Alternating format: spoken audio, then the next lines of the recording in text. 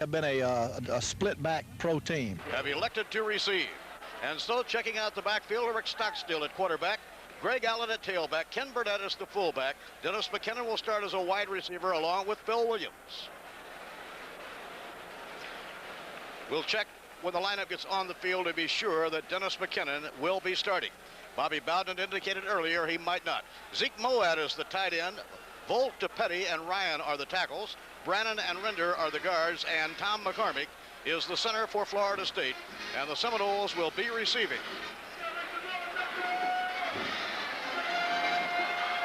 We have an absolutely perfect night for football in Baton Rouge. It's homecoming for the Tigers of LSU, and we do have a sellout. 76,000 football fans are on hand. The defensive setup, Ramsey Dardar, Greg Bowser, and Leonard Marshall will be the middle three on the defensive front for the Louisiana State Tigers. Backing the line, Dubrock, Williams, Richardson, and Malashaw. And on the defensive secondary, Al Thomas, Boudreaux, Dale, and Daniel. That will be the defensive setup. And as we get ready for the kickoff now, freshman Billy Allen, a 22-year-old freshman out of Cleveland, Ohio, will be deep in the middle and kicking off. For Louisiana State will be their kicker, David Johnson, number 5, a senior, and he does have a very strong leg. So here we are, a capacity crowd. It's homecoming. You're looking at Billy Allen in the middle on the receiving side. And now David Johnson moves up, and the homecoming game is underway at LSU. The kick will be taken on the 11 by Greg Allen, and Greg across the 20 to about the 23-yard line. And so the Seminoles will start 1st and 10 from their own 23-yard line. So we'll check out now and see whether or not Dennis McKinnon will be in the starting backfield. He will not. The wide receivers will be Phil Williams and Tony Johnson. And let's place the ball on the 25-yard line. So on a beautiful night in Baton Rouge, Greg Allen and Ken Burnett are the split backs to first place. Stockstill to Greg Allen. Allen running left in, running it beautifully. 40, 45, 50. The race down the sideline. Greg Allen at the 20, the 15, out of bounds on the 10-yard line. 25 yards upfield, 40 yards downfield, 65 yards by Greg Allen. And if there's any doubt about whether freshman Greg Allen can play football, he just showed it. Bob, before the game, Coach Nick Kish said this is going to be the first play of the game. It's going to be a sweep, either left or right, depending on the field position. And you will watch the fine blocking out front. And look at that speed by that young freshman. 66 yards by freshman Greg Allen. 1st and goal, Florida State. Greg Allen through the middle. Greg will be hit down at the 6-yard line. Greg is hit down at about the 6-yard line. Greg Allen starting for Ricky Williams. The tackle was made by Ramsey Dardar, the defensive left tackle, who's in at 250 pounds. So Greg Allen, the sensational freshman, starting in place of Ricky Williams. Greg is out of Belton, Florida.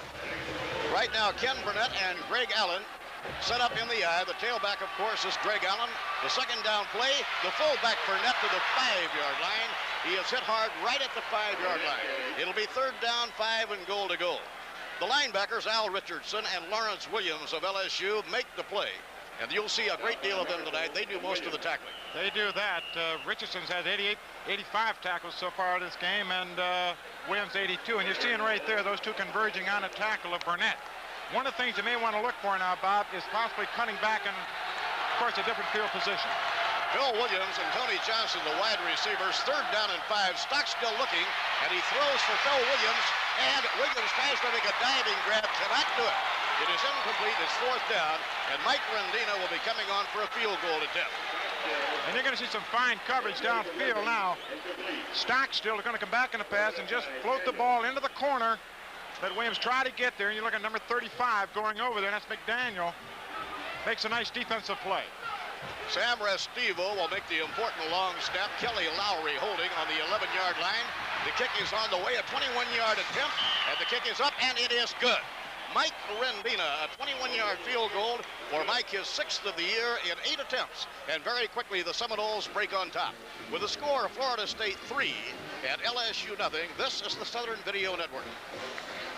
Teamwork, that's what it takes to make it today. Teamwork, like our 6 great banks working together. First National, main office downtown. Second National on the west side. Industrial National on the north side. City National on Appalachia Parkway and on Centerville Road. Havana State in Havana. And First National Bank of Jefferson County. 6 independent, home-owned banks that make their own decisions. Into the game, 4 more for 90 yards in this game. That one was 55 for the touchdown. The Lions defense then chips in.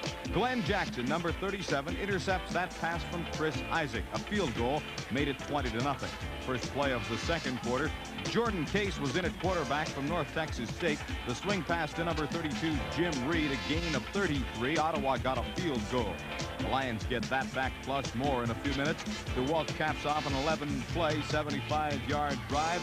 A 6-yard touchdown pass to Ricky Ellis, number 7. Ellis had 5 receptions for 87 yards and 2 touchdowns in the game. It was 27-3.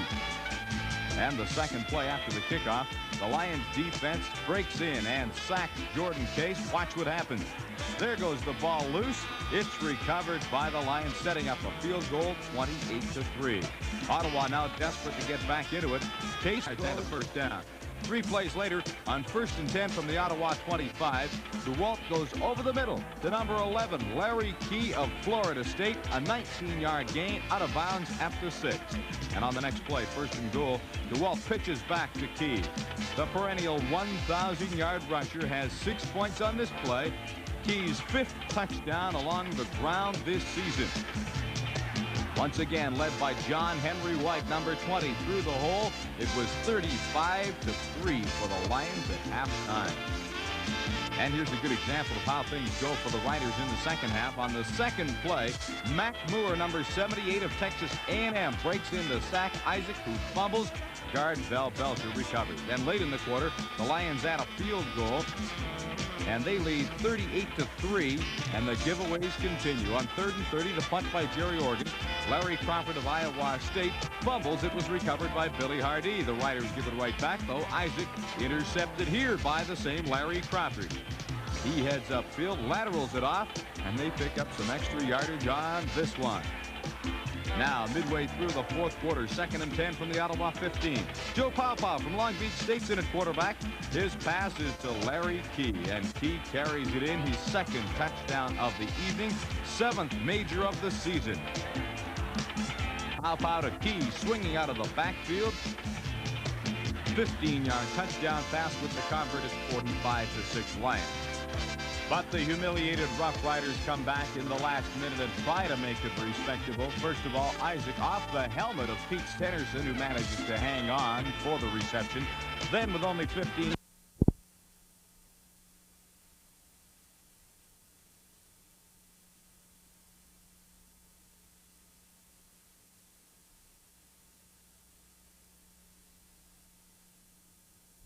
Number 13 coming in at fullback, and Eric Martin is the tailback. Ashley and Harris are the deep defensive backs now for Florida State. 2nd down and 7, and Risher will throw. He drops the ball, has to fall on it back at the 25-yard line. That ball just seemed to fly out of his hand, Vic, and he turned alertly and covered it. They did that, Bob. Risher was back to throw. You're going to look at it right here. Risher going back. He just did not have hold of that football. Watch it take it back here, and out it comes right there. Very surprising because it is dry. The humidity is not very high. He just did not have a good grip on the football. Gary Futch was very close to him, so he alertly covered it in a hurry. So now for LSU, 3rd down and 17 on their own 25-yard line. We're still very early in the first quarter on a perfect October night for football. Alan Risher, the heat is on. He'll be sacked back on the 16 by Gary Futch, the senior tackle from Ocala, Florida, who made All-South a year ago. And, of course, you had good coverage downfield, but you got the initial rush that time from Alfonso Character. And, of course, Futch kind of cleaned up. You're going to see Risher here now going back in the pocket. The pressure's going to come first from the right side. Take that back. It was number 60, Scott McLean. Now the punt by James Wagner, headed toward freshman Billy Allen. Now Allen steps away from it. Great field position, Florida State. They'll have the ball on about, and that was Cedric Jones. They'll have great field position on about their own 48-yard line, and a penalty flag was thrown. So let's check it out with the referee.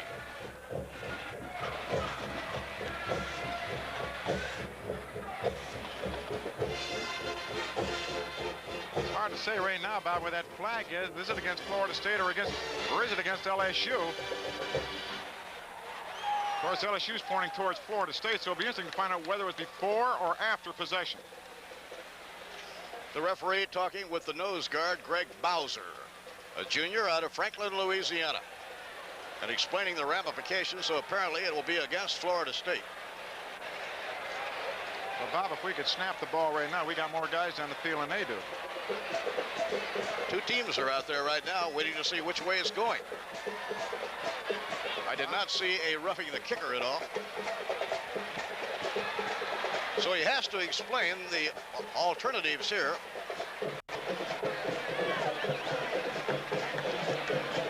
He's talking now with cornerback Al Thomas, number 33, defensive tackle Leonard Marshall, and of course nose guard Greg Bowser as the Tigers make their decision as to which way they want to go with it. As we look at Bobby Bowden, Bobby talking with Cedric Jones.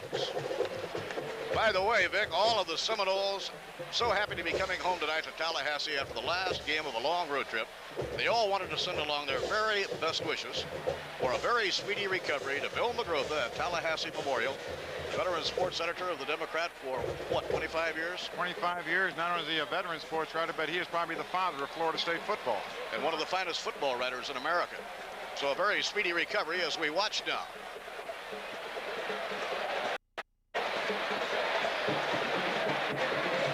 It will go against Florida State. It is not a first down. It's fourth down and 9 to go. And again, James Wagner is back to punt. Number 41 is Cedric Jones, the freshman from Valdosta, Georgia, to be on the receiving end. Now the punt by Wagner. He has a 40-yard average, kind of a line drive punt. Jones at his own 30. 35. Cedric to the 40 and out of bounds on the 41-yard line. Taken out of bounds by number 6, Cager Walden, who operates as a backup man in the defensive secondary for LSU. And that time, Billy Allen almost got to that wall. Florida State electing that time not to go for the punt, but basically to set up the wall, and it was set. Unfortunately, someone did get around to the outside and make the hit and knock Billy Allen down. Tony Johnson and Phil Williams are the wide receivers. First down Seminoles at their own 42, and the Seminoles with a 3-0 lead. Greg Allen is on the prowl across the 45 and out to about the 47, and the two linebackers, the Sam and the Walt combined. The weak and the strong side linebackers, Lawrence Williams and Al Richardson. All right, Stockstill here taking a snap there, and of course handing the ball off to Greg. You're going to see the outside blocking there. Walter Petty getting down in front with a nice block. Second and 6, Florida State on their own 46-yard line. Burnett and Allen are the split backs.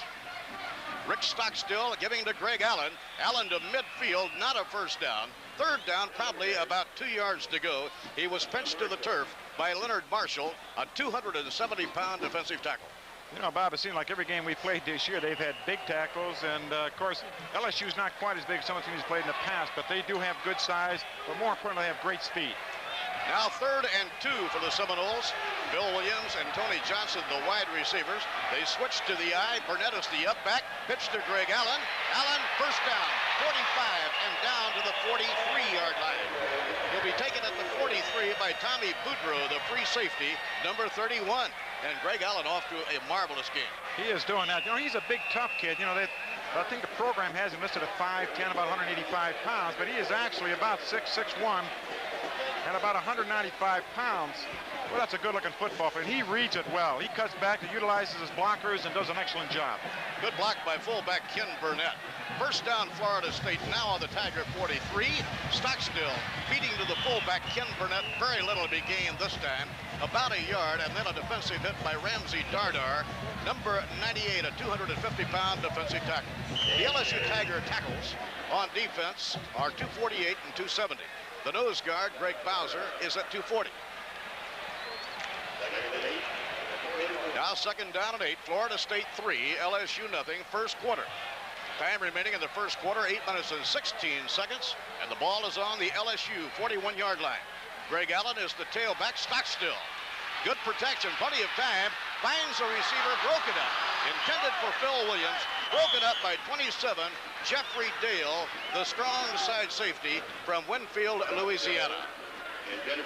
And Bob, that time there, Stockstill had all the time in the world, as you're going to see right here. He's going to be able to look down there. Unfortunately, there was excellent coverage downfield, and by the time he got ready to hit that ball coming across to Phil Williams, defensive back stepped up in front of there, and that was Jeffrey Dale to knock it down. So this will be 3rd and long, 3rd down and 8 as we look at Bobby Bowden.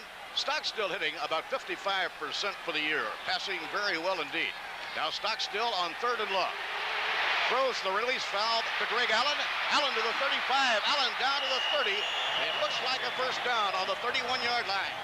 It is a first down on the 31-yard line. So Greg Allen took the little safety valve pass and turned it into a first down. I'll tell you what, it's hard to believe that this young man is only a freshman. Now you're going to see him right here. He's going to take that football. You can see some determination, good eyes, breaks a tackle there. He does not stop until he gets the first down, and then he gets to the 31. He does have it. On that important 3rd down conversion, Dennis McKinnon came in for the first time, stayed the one play, and then goes back out. Now 1st and 10, Florida State. Johnson in motion. Greg Allen starting the sweep. Now cuts it across the 25, the 20. Greg Allen. Oh, what a freshman performance by the tailback Greg Allen from Milton, Florida. And I want to tell you, before the first quarter's over, he'll have 100 yards. He's going to be very close to that. I'll guarantee you something right now. He got a fine block that time by Ken Burnett, the fullback, and number 71, Bob Merson, coming out front and leading that play. One of the things that the coaching staff wanted to do before this game was to attack their defensive left end. That was Greg Dubrock. He is only a freshman. They think that's where they can go, Bob. First down on the Tiger 19-yard line. Seminoles started this one back on their 42. A flag will be thrown. Greg Allen fought to a stand-up by Leonard Marshall, number 97, the defensive tackle. That appeared to be against the Seminoles, although you're never real sure. Well, about that time, I think Bob Merson, number 71, kind of got a little anxious to get in on that block. And he did come out that ball a little quick, so Florida State will probably absorb a 5-yard penalty here. 6:57 to go here in the first quarter. Florida State has taken the lead 3-0 and are now threatening again. So they walk the 5 off against Florida State. The line of scrimmage becomes the 24-yard line. First down and 15, Florida State. Dennis McKinnon goes out.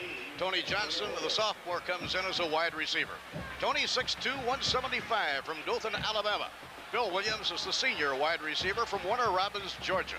And now 2nd down, 15, Tony Johnson in motion. Rick Stockstill to Greg Allen.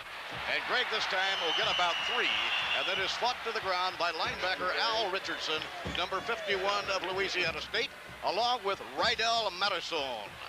Yeah, that Richardson made a nice football play, linebacker position. You're going to see the isolation right here, and you're going to see him starting down. He's going to see a little bit of daylight, and he's going to take it, he's going to accept it, and come in and make a fine tackle. Ricky Williams was in for the one play, and now comes back out. 2nd down and 13, Florida State. Dennis McKinnon is in now, and he's in the slot. Greg Allen is faked to. Now the pass by Stockstill. McKinnon makes the catch in the end zone. Dennis McKinnon makes the catch for the touchdown.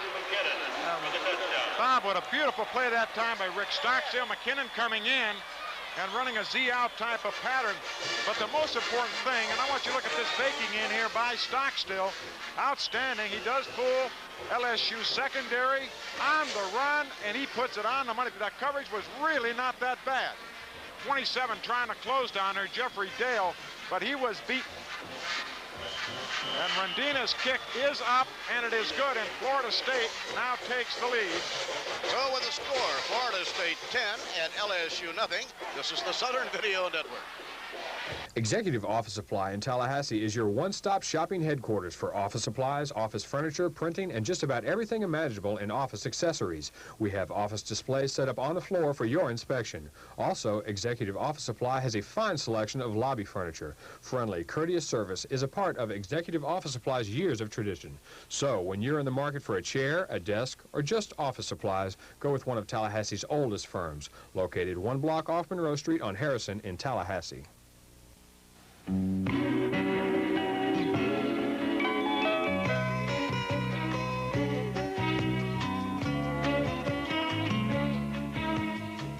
Take the touchdown trolley and join us at Ramada Inn East. Also stop by Ramada Inn West. We're the nice people. Nice people taking care of nice people.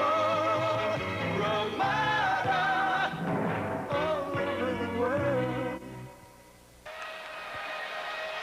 10-0, Florida State, a 58-yard drive, beautifully led by the quarterback, Rick Stockstill, who threw his 7th touchdown pass of the year.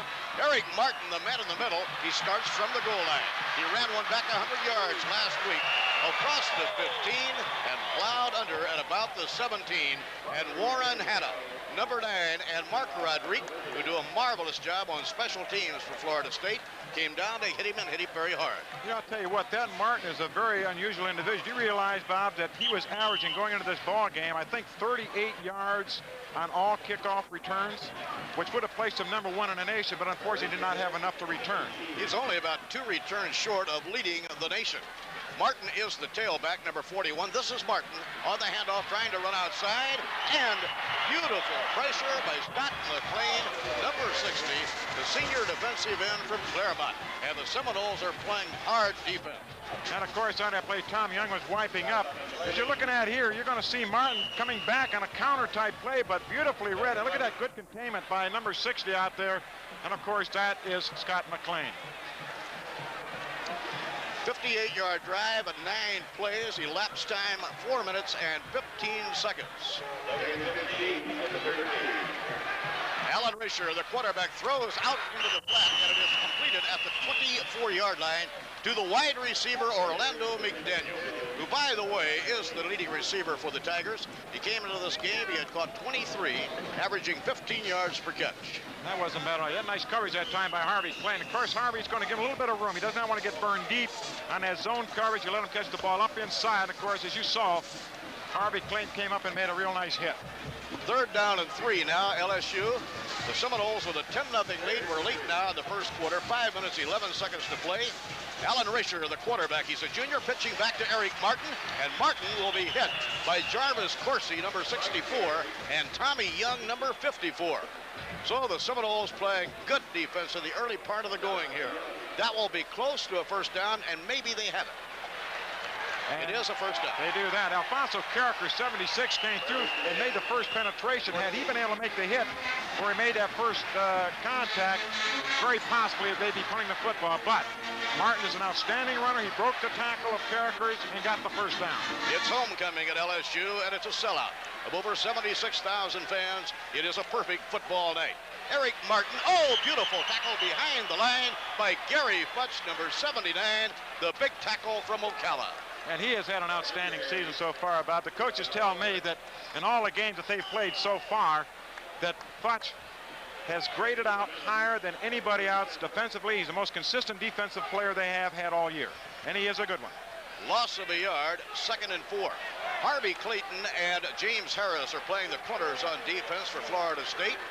Alan Risher swings and throws on the run. McDaniel, number 32, gathers it in, and just about enough for another first down. And he's a hard receiver to handle in the open field. Well, Bob, he's got that, the good size. He's 6'1", 175 pounds. He has good finesse, good moves. And like you talked about, he's had 23 receptions going into this game. That's his 2nd for the night. But total yards, 339 and 1 touchdown. By the way, coming into this game, Alan Risher, the junior quarterback, needed only 12 completions to tie the school record of 103 in a year held by Bert Jones. This time a delay to Martin, the freshman tailback, stopped cold at the line by Scott McLean. You'll see Scott McLean, number 60, getting up, and I believe I said Eric Martin should have been Jude Hernandez, number 32, who came in as the fullback. 2nd down and 9, LSU. Now Mike Muntz, number 30, comes back in as the fullback.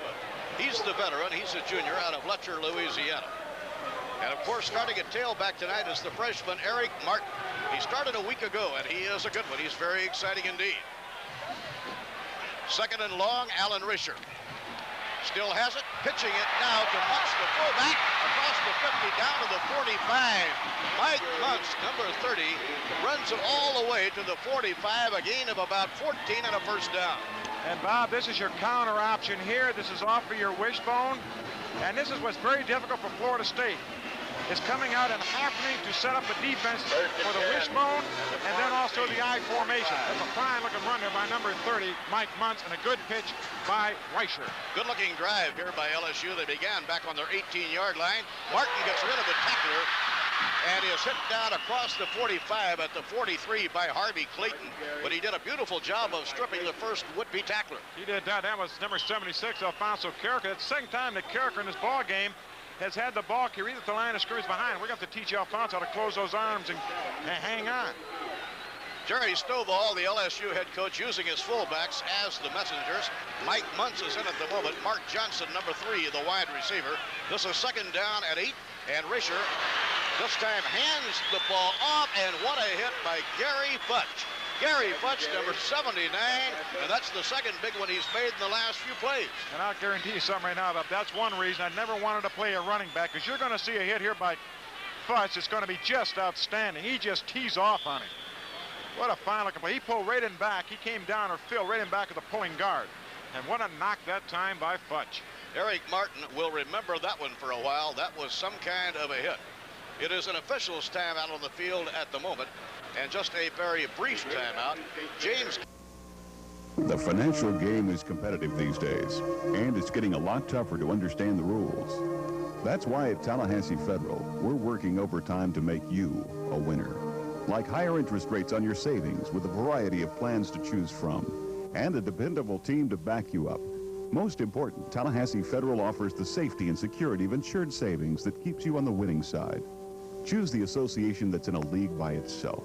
Tallahassee Federal, for today's safest and best investments. And the Florida State defense is playing the best football we've seen them play in about 3 weeks. They're playing great. Bob, they are playing extremely aggressive football. That time, Ron Hester, and one of the few times they'll blitz. And I mean, he blitzed and nailed him. On 4th and 15, James Wagner will punt it from his 40. It is blocked, partially blocked by Warren Hanna. Chasing the ball is number 38, Kenny Rowe, and the ball will belong to Florida State down at about the 15-yard line. It was Warren Hanna who came in off the corner, blocked it, knocked it back toward the goal line, and Ken Rowe, the sophomore linebacker from Cropwell, Alabama, stayed right with it. Look at Ken Rowe. Is he a happy football player? He should be happy on that, and one also happy would be number 8, Mr. Hanna. Now, he has been coming close so often so far this football season, and he has finally got his first punt block. And now Florida State a first down on the 15. Take a look here. Look at him. He comes across a real flat, and that's the way you're supposed to. If you're going to be blocking a punt, you have got to get flat and try to time it to where the kicker is going to be, not where he lines up. On first down from the 15, Stockstill throwing. It'll be incomplete over the head of Zeke Moat, number 81, the tight end. Covering was Tommy Boudreau, the free safety, as we look at Rick Stockstill. Tell you what, Rick is having an outstanding game so far. He went into the ball game with 79 completions, 145 attempts for 865 yards, 6 TDs. He already has added one more to make it 7 for the year. Vic Cedric Jones just checked into the backfield. He's been working as a wide receiver. Anytime he's in there, there's always that possibility of a halfback pass, but not this time. Greg Allen running right into the 10. Allen to the 5. He'll score. Greg Allen goes 15 and a touchdown for Florida State. And Greg Allen has over 100 yards in the first quarter of the football game. I mean, just what an outstanding freshman. You're going to see here, there are not too many blocks thrown. But what he does, he uses that tremendous speed, as you're going to see it. Watch, you just got to watch. This is beautiful. He just uses speed and outruns everybody to the corner. Can you believe he's going to be around here for 3 more years? What an exciting freshman. Greg Allen from Milton, Florida. Now we'll watch the point after attempt by Rendina. It is up and it is good. And what a first quarter for Florida State. Now with 1:05 to play in the first quarter, Florida State 17 and LSU nothing on the Southern Video. After 3 generations of cops, there's finally a lieutenant in the Pinelli family. Looks like a stroll-light night. Looks like a stroll-light night. Looks like a stroll-light night. When things are going right. Looks like a stroll-light night. Looks like a stroll-light night. Stroll-light, a great tasting beer that doesn't fill you up. Looks like a stroll-light night when good times come along. Me and my good buddies here sometimes disagree. But when it comes to Ford Escort, there is no argument. Right, Bobby. Escort's meeting the competition with mileage, and that's number 1 in my book. Wrong, Vance. Escort's front-wheel drive is what pulls it ahead of the competition. No way, Charlie. Escort's attention to detail makes you proud of good old American know-how. Test drive Escort for yourself and you'll see why. This is our country and Ford is our car. I think we just agreed on something.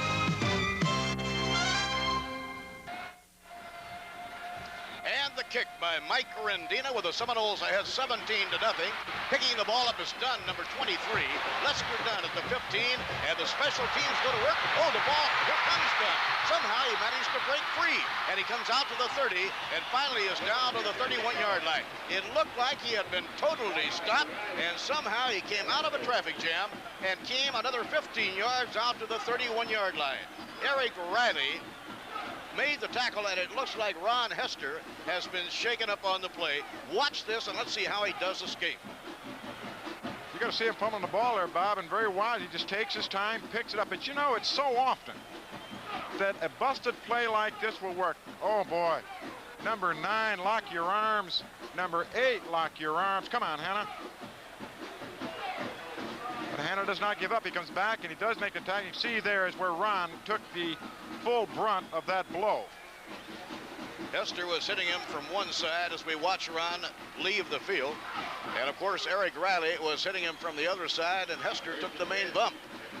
17-0 Florida State, 53 seconds left in the first quarter. The last one, a 15-yard romp around right end by Greg Allen. It took only 12 seconds to score the touchdown after the block punt by Warren Hanna and the recovery by Ken Rowe. And of course, Bob, we got 53 seconds to go in the ball game. Florida State leading 17-0. First quarter, excuse me.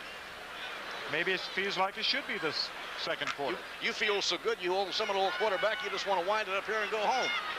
53 seconds left in the first quarter. As we watch Eric Martin, and the pass is away, beautifully faked. It goes to Malcolm Scott, the tight end, number 80. Not a first down, but a good gain out to about the 38-yard line. And Harvey Clayton closes the play off at that point. Watch James Harris apply pressure here. He is going to get some kind of pressure. Good hit. But I'll tell you what, this Rice is a very cool customer. He's taken some good licks back there. He delivered the ball, hit it on the money. And, of course, Malcolm Scott, who's already caught 18 passes this year, he's his second leading receiver, made the catch. This is second down and a yard to go. Martin, the tailback, has the first down and more. Is hit down at the 48. By Tracy Ashley, the freshman from Eastman, Georgia.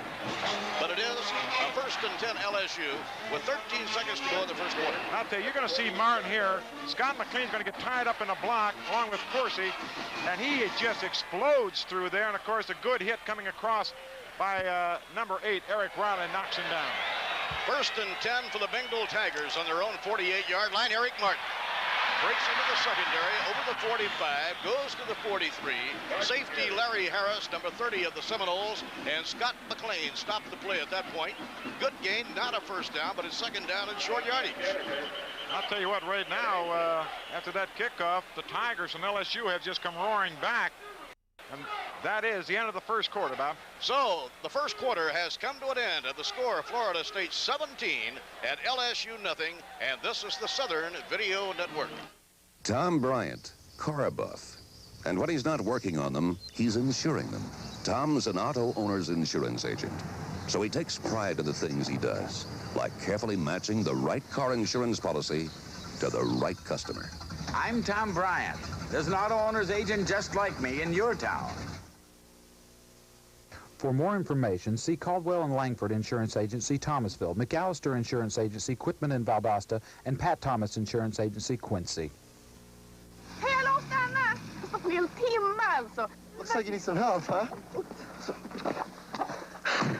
Do you speak any English? Nej, svenska. Men titta, om du vet med laga... How about a Coke? Coke? Drink. Vad är det för något? Coke. Coca-Cola! Yeah. And a smile makes me feel good wherever you are. Well, where to? Oh, just down to the next gas station. ABC for North Florida and South Georgia, Tallahassee 27. We enter of the second quarter. Risher, the quarterback, pitching back to Eric Martin, and he is swarmed at the 42. He may have a first down. Larry Harris led the defensive charge for the Seminoles. Little pitch back here to Martin. You're going to see 54, Tommy Young, going to come in and just ring his bell. Nice solid hit that time by the linebacker, Tommy Young, who did make the initial stop, even though there's other people on. From the end zone, let's take a look at it from here. You're going to see this hit. Look at 54 coming across. He'll take his jump, and there's Mr. Young to stop that initial shot. So the Tigers trailing 17-0. They're moving the ball. They have a first down. Al Risher, the junior quarterback, throws on the run. Oh, what a catch! Malcolm Scott, the tight end, number 80, and that one goes into the highlight film. Beautiful diving midair grab. And Tracy Ashley was as close as you're going to find him. Risher rolling out. He's going to get tremendous pressure, but he throws. But look at talent. This is pure talent right there, ladies and gentlemen. Laying your body out and good concentration and making that catch. First down, LSU on the Seminole 25-yard line. Jude Hernandez, number 13, is the fullback. They give to the tailback, Eric Martin. Martin met at the line of scrimmage, Ron Hester. Good linebacker, putting his nose in there, giving a good hard hit.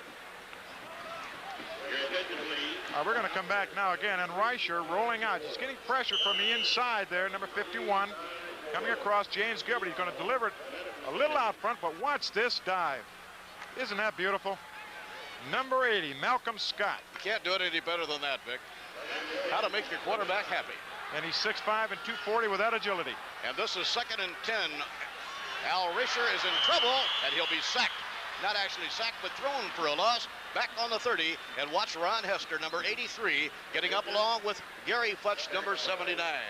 And of course, number 64 there was right with him. Of course, Risher that time on his double reverse, but absolutely nothing. The initial charge, the big charge, of course, is by 79, Gary Futch. Just closed in real quick, had no place to go, so Risher had to take the hit.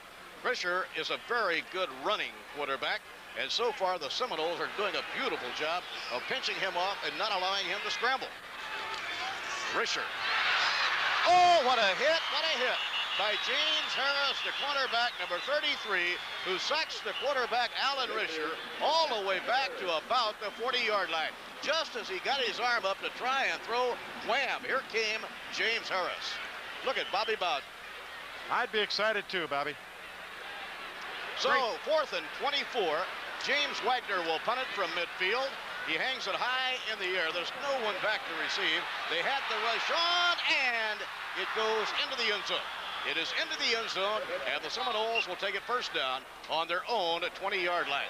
And the pressure being applied by the Seminole defense tonight, well, I think the word is awesome. It is that there. James Harris on that last sack. You know, this is one thing a quarterback does, because I'm sure that Risher looked out of the corner of his eyes, and he saw number 33, James Harris, starting to sneak towards the line of scrimmage, and he knew that he was coming. All he wanted to do was try to get rid of the football. Ricky Williams has played only one play. Otherwise, Greg Allen, the freshman from Milton, Florida, has been at tailback, and he has been the offensive story of the football game, an explosive game for Florida State. Ken Burnett is the fullback, and now here comes Greg Allen. And out to the 25, a gain of 5, and stopped by the linebacker on the strong side, Lawrence Williams, with the help of Rydell Malazone. And of course, Bob, what you're going to find as the game goes on, that Stockstill is going to try to fold that back, because the linebackers are going to start now sprinting to that sideline, trying to cut off the point, and this is where Allen's been effective. So Allen will start taking a couple steps to his right or his left, and then try to bend it back into the inside, trying to run against that grain or the flow of the defensive linebackers. Florida State had 116 rushing yards in their first quarter. The pitch to Greg Allen. And Allen, not quite a first down, stopped at about the 29. The weak side linebacker, Al Richardson, number 51, makes the play in time to avoid a first down.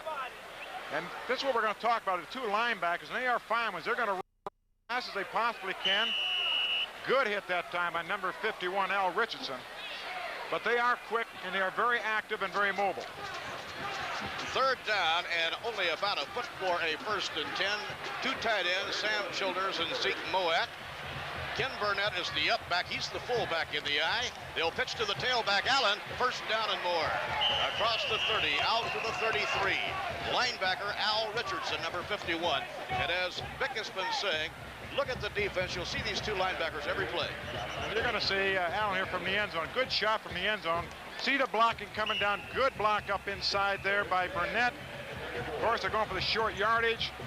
And Craig Allen does get it. You know, the thing that's exciting about Craig Allen is once he makes that move towards the line of scrimmage, he gets his shoulders square, he totally accelerates. 17-0, Florida State, early second quarter. Craig Allen, this time will get nothing.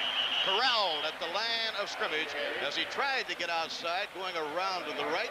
Number 51 is linebacker Al Richardson. And helping on the play, Greg DuBrock. No place to go. They went to the well once too often. 98, of course, breaking his block in there and coming down. That's Ramsey Darter and makes a nice hit and closes it. Dennis McKinnon checks in. I believe it's his fourth offensive play so far in the football game. He missed last week due to an injury, but he's a much healthier football player this week. This is second down and 10, and they run the reverse. Greg Allen with the football out over the 40 and to the 42-yard line, and a good pickup again by Greg Allen. He'll be close to a first down when we watch where they spot the ball. And as you saw, as the play developed, Allen came up and got on a wing and just set up the reverse. Good block downfield. Set it up by number 81, Zeke Moab. It'll be third down and a yard. Florida State, the Seminoles with a 17-0 lead. We are early in the second quarter, almost midway now in the second quarter. And here on third and short, we'll watch Rick Stockstill. He will pitch to Greg Allen. And Allen will not have the first down. They stop him this time. Lawrence Williams, number 34, the strong side linebacker, had the answer. He had the answer. And, of course, you know, let's face it, Bob, they've been getting outside. You know, both linebackers are talking to each other. We've got to get to that point of attack quicker. And that time, Lawrence Williams just made an outstanding football play, broke through the block, and made a good hit. And for the first time tonight, All-American punter Ron Stark is on the field. Ron with a 45.9 average for the year after 42 punts. Total of almost 2,000 yards. Watch, the ball is dropped, and Stark takes off on the run, and he manages to kick it. He got the kick away. Second time he's done that this year, and he not only kicks it, but he kicks it very well. It'll be down on the 24-yard line. Yes, ladies and gentlemen, that man is an athlete. He is an outstanding athlete. Not only did he drop the ball, as you're going to see right here, he's going to have trouble picking it up, but he breaks a tackle to get it away. Oh, my goodness, he took his hands off the ball, but very wisely. Oh, hang on that ball. Now watch this. That's courage, because he knew he was going to get hit. That is not roughing. That is not roughing the kicker, because the ball has already hit the ground. He is now live. And anybody can take a shot no matter when he kicks the ball. John Fritchie made the defensive hit. Now LSU from their own 24-yard line. And again, the Seminole front five on defense is Johnny on the spot. And James Gilbert is back in as a nose guard, so James is all right. Checking in at fullback will be Jude Hernandez, number 13. Mike Muntz and Jude Hernandez have been the messengers and the fullbacks for Jerry Stovall, the LSU coach. Now in his second year as the head man at LSU, and his record so far, 10-8. The long pass by Alvin Racer. He has a receiver wide open. McDaniel will score. McDaniel will score. A 75-yard touchdown. Orlando McDaniel, the split end, number 32. And he beat his man, and he gathered it in, and there was no doubt about it. And the complexion of this crowd is just going crazy. Number 33, James Harris, got burned. McDaniel just running a very simple fly pattern and just blew by James Harris. And Reicher put the ball on the money. An outstanding throw by Alan Reicher. 76-yard scoring play, and that'll put a lot of life into this LSU football team. David Johnson will try the point after. Timmy Bird will hold at the 10-yard line, and the kick is on the way, and it is good. So the conversion by Johnston, and so with 7:59 to play in the first half, it's Florida State 17 and LSU 7. Welcome to Lindy's. What you gonna have? I want to try your new hot and spicy. Here we are at Lindy's Fried Chicken, talking to people about the new and improved hot and spicy. What do you think of the new hot and spicy fried chicken? I think it's terrific. It's real good. We eat here about 3 or 4 times a week. I get it just about every time. I think it's delicious. It's just the right amount of spiciness, not too hot. It's really good. After 2 years of experimentation, as of this March, Lindy's has perfected hot and spicy fried chicken. Spice up your life. Since 1950, Nick's Toggery has been supporting the Seminoles just like Bill Smith. Nick salutes the Seminole boosters, whose hard work off the field helps the Seminoles look good on the field. Bill's busy business schedule means he relies on Nick's quality clothing to always set the tone and arrive in style. We're proud of the men and women who boost the Seminoles, and we're pleased that so many FSU supporters wear their Seminole pride in the distinctive traditional fashions of Nick's Toggery, Governor Square, Tallahassee Mall, and downtown. Now here's James Wagner to kick off, and he hits it beautifully. Billy Allen is number 31, and he's going to bring it out. 5, Billy to the 10, down on the 11-yard line. On the 11-yard line, Billy Allen taken down by Steve Duhan, number 43, a freshman strong side linebacker. There's that last scoring drive. They got it all in one play. They did pass from Al Risher to Orlando McDaniel. So this is the poorest field position Florida State has had so far tonight, Vic. The poorest field position. I know that the coaching staff is going to be talking to Mr. Allen, Billy Allen, that is, who returned it out at the end. There was just really no reason to bring it up. That ball was kicked to the right. It was hung high. He had no chance of really getting any yardage at all. And he hesitated for a moment. The split backs are Greg Allen and Ken Burnett. And Stockstill will put it up. And he throws. It is gathered in, I believe, at the 32 by Phil Williams, number 87. Oh, Stockstill.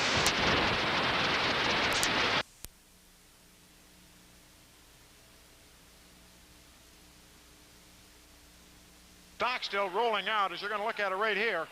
But the nice part about Stockstill on this play here is the pattern that Williams ran. He took off downfield like he was going to run a fly pattern, and bang, at the last minute before the ball, while the ball was in the air, Williams turned and the ball was there. 20-yard gain, first down from the 32. Greg Allen fighting to the 35-yard line and stopped at the 35 by Ramsey Dardar. Dardar, by the way, has had to move over to the nose guard because Greg Bowser was shaken up and he came out. And so Bill Elko, his backup at tackle, is now playing tackle and Dardar as the nose guard. We look at Bobby Bowden after he talked to Tony Johnson and put him into the game. It is 2nd and 7 Florida State. Phil Williams and Tony Johnson are the wide receivers on 2nd down and 7. Rick Stockstill to Greg Allen. Allen to the 35, Allen to the 40, gaining ground across to the 41. Close to a first down. 3rd down and about a yard, maybe 2. Bob, what you're going to see in this screen pass here is I think that the linemen got too far ahead of the ball here because they threw beautiful blocks downfield. See the catch, see both of them going down, but they were able to get up and make the hit. And of course, that is a timing play, the screen pass. Had they been a little bit closer, who knows where he could have gone on that play. Dennis McKinnon comes in as a wide receiver, along with Phil Williams. 3rd down, quarterback sneak. Stockstill trying for a first down. I'm not sure that he has it. We'll wait and see. Stockstill must have saw something down there, Bob, that made him, because I think he went on that automatically. Possibly the nose guard shifting to one side, and he figured he could make his move. And LSU says, bring the chains out. We're not going to concede. The chains will be brought out. The clock has been stopped at the referee's expense, and we'll see whether or not it's a first down at the 42-yard line of FSU. And it's going to be close no matter which way you go. He's short. Well, Bob, do you go for the half inch or do you kick it away? Coach Bobby Bowden talking over on the sideline with Tony Johnson, sending him in, and they are going to go for the first down. He sent in Sam Childers, the tight end. They'll have 2 tight ends, Zeke Moet and Sam Childers. Bobby Bowden is a real gambler. We're only in the 2nd quarter. He'll gamble here on 4th down from his own 42. Quarterback sneak again. Stockstill, I believe, has the first down. Sam Childers is pointing downfield, saying, yes, we have it. But Bob, sometimes the optimism can fool you. Of course, it's all depends where they spot that ball. Now, Stockstill did hit on the line of scrimmage, and he did a very wise thing. He was stopped momentarily, and he rolled off. And by rolling off, I think that could possibly be the difference between a first down and not a first down. So they are going to bring it in. But I'd have to believe they've got it because that ball is about 6 inches forward, but it's going to be close again, Bob. Florida State 17, LSU 7. They'll stretch out the chain. First down. And that was the difference on that second effort by Rick Stockstill. Jerry Stovall on the sideline, a little disappointed because that was an important play for LSU. If they stop Florida State, now they totally do have momentum. And Bobby Bowden knew it. And Bobby Bowden was willing to take that gamble, although we still have 6 minutes to play in the first half. It is 17-7. Dennis McKinnon and Phil Williams are the wide receivers. A first down play for FSU. It is given to fake to Greg Allen, thrown long to McKinnon, and it is deflected in the air and incomplete. At last, it is incomplete off the hands of cornerback Al Thomas, number 33. Beautiful faking on the play action by Stockstill. It was that, but you know the interesting thing about that play, Bob, is not only Thomas and the other defensive back, I think it was Scott Watson down there. You're looking at it here. Each one of them is going to have an opportunity to catch the ball. And I'm also talking about our receiver downfield, seeing it tipped away. The good concentration that time by McKinnon trying to come back. He gets a piece of it. Stop and think about that. That is a very difficult football play. It is 2nd and 10. Greg Allen into the secondary across the 50. Looked like the ball slipped out of his hands for a moment, but he grabbed it. Ken Burnett, beg your pardon. Not Greg Allen, but the fullback, Ken Burnett, stopped by Tim Joyner, number 92. But a good gain. Close to a first down. Little quick draw here. Ken Burnett going to cut it back, reading it beautifully, and he hits in there tough. You know, he's a fine-looking running back. So far this year, his average not bad. Going into the game, he had a 5.4 rushing average, and that's not bad in any league. Almost a 10-yard pickup by Ken Burnett from Brandon, Florida. And now Sam Childers comes in. 2 tight ends in the game for Florida State. It is 3rd down and only about a foot to go. And it's fumbled by the tailback, Greg Allen. But he pounced on it, but it will deny the first down. Well, Bob, I don't know. He kind of jumped forward with the ball. Again, it goes where they're going to spot it. They're laying it down, so they're going to look over there. And no, he is short. Same decision again for Bobby Bowden. You're going to see this. I have a feeling that Allen that time took his eye off the ball and was looking upfield trying to find where the hole was, and unfortunately he can't do that on a pitch play. And now the referee, Johnny Cook, says, let's get the chain in. Let's be sure. So they will measure it out once again as Jerry Stovall, the 40-year-old head coach at LSU, looks on. Homecoming for LSU, a sellout crowd, a beautiful night for a football game, and he's short by just that much, Vic. And it's 4th down again. Now, what will Bobby Bowden do? Well, we talked normally about 3rd down conversions. Now we're talking about 4th down conversions. The play will be brought in by Dennis McKinnon, and obviously the Seminoles again will try for the first down. The ball is on the 48-yard line of LSU. 4:35 to play in the first half. Burnett and Allen in the backfield. McKinnon in motion, reverses.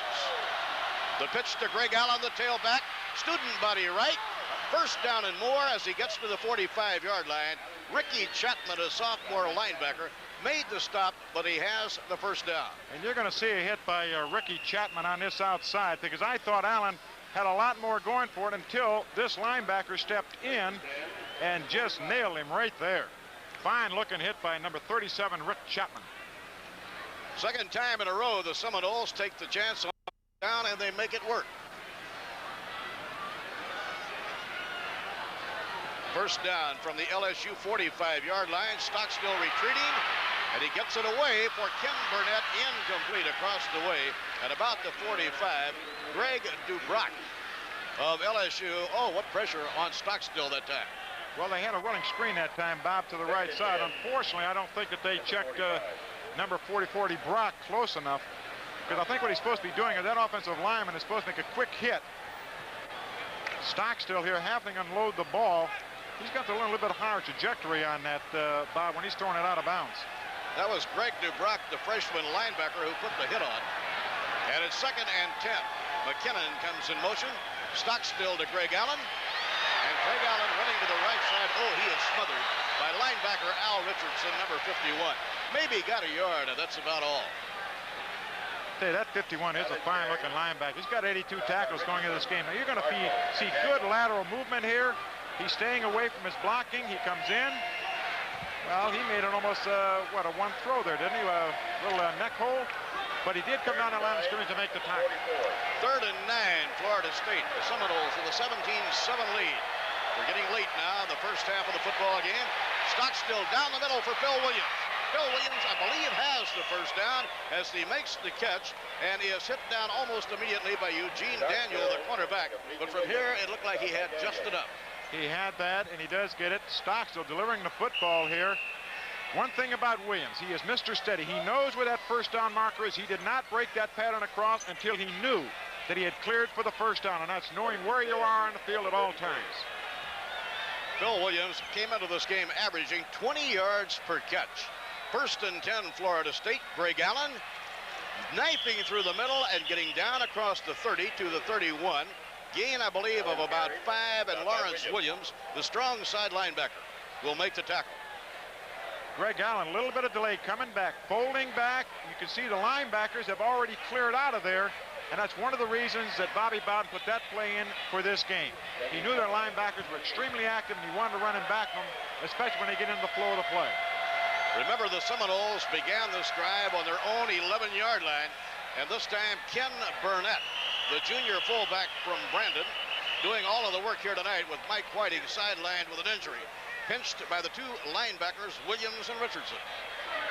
You know, Bob, the one nice thing about this drive, Florida State has had possession of this ball an awful long time. They're eating up a lot of that clock, and I know what they would like to do is try to get something in the end zone, either a field goal or a touchdown, so that they go into the second half either 23-7 or 20-7. Florida State will take time out, and with the score, Florida State 17 and LSU 7, this is the Southern Video Network. Teamwork, that's what it takes to make it today. Teamwork, like our 6 great banks working together. First National, main office downtown. Second National on the west side. Industrial National on the north side. City National on Appalachia Parkway and on Centerville Road. Havana State in Havana, and First National Bank of Jefferson County. 6 independent, home-owned banks that make their own decisions. Your all-star banking team in the capital city. The Capital City Bank Group, member FDIC.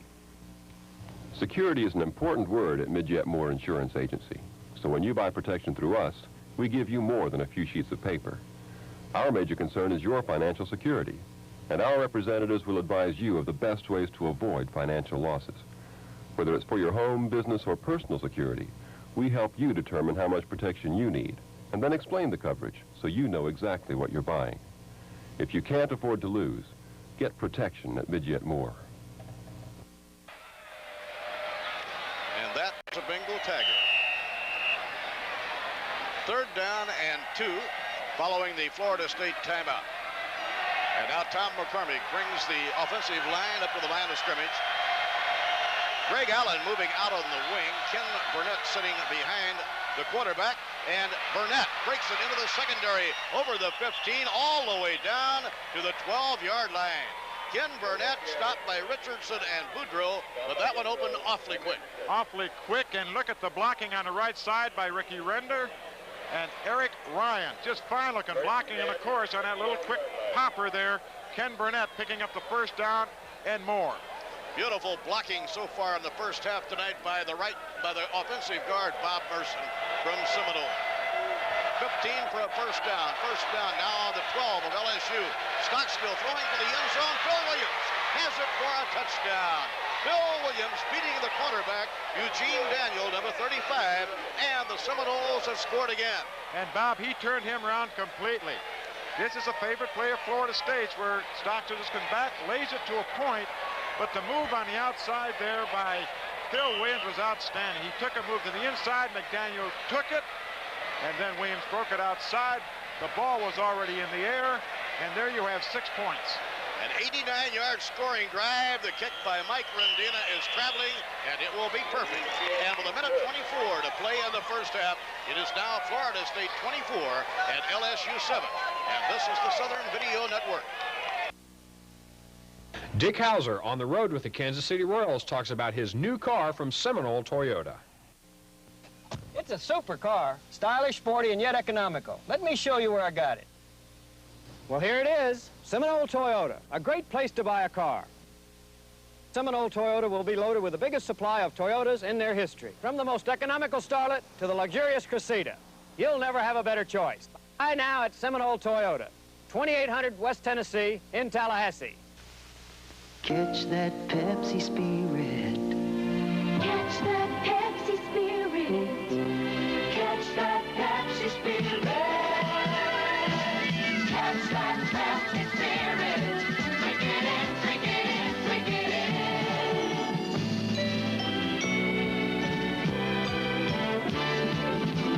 Catch that Pepsi spirit. Drink it in, drink it in, drink it in.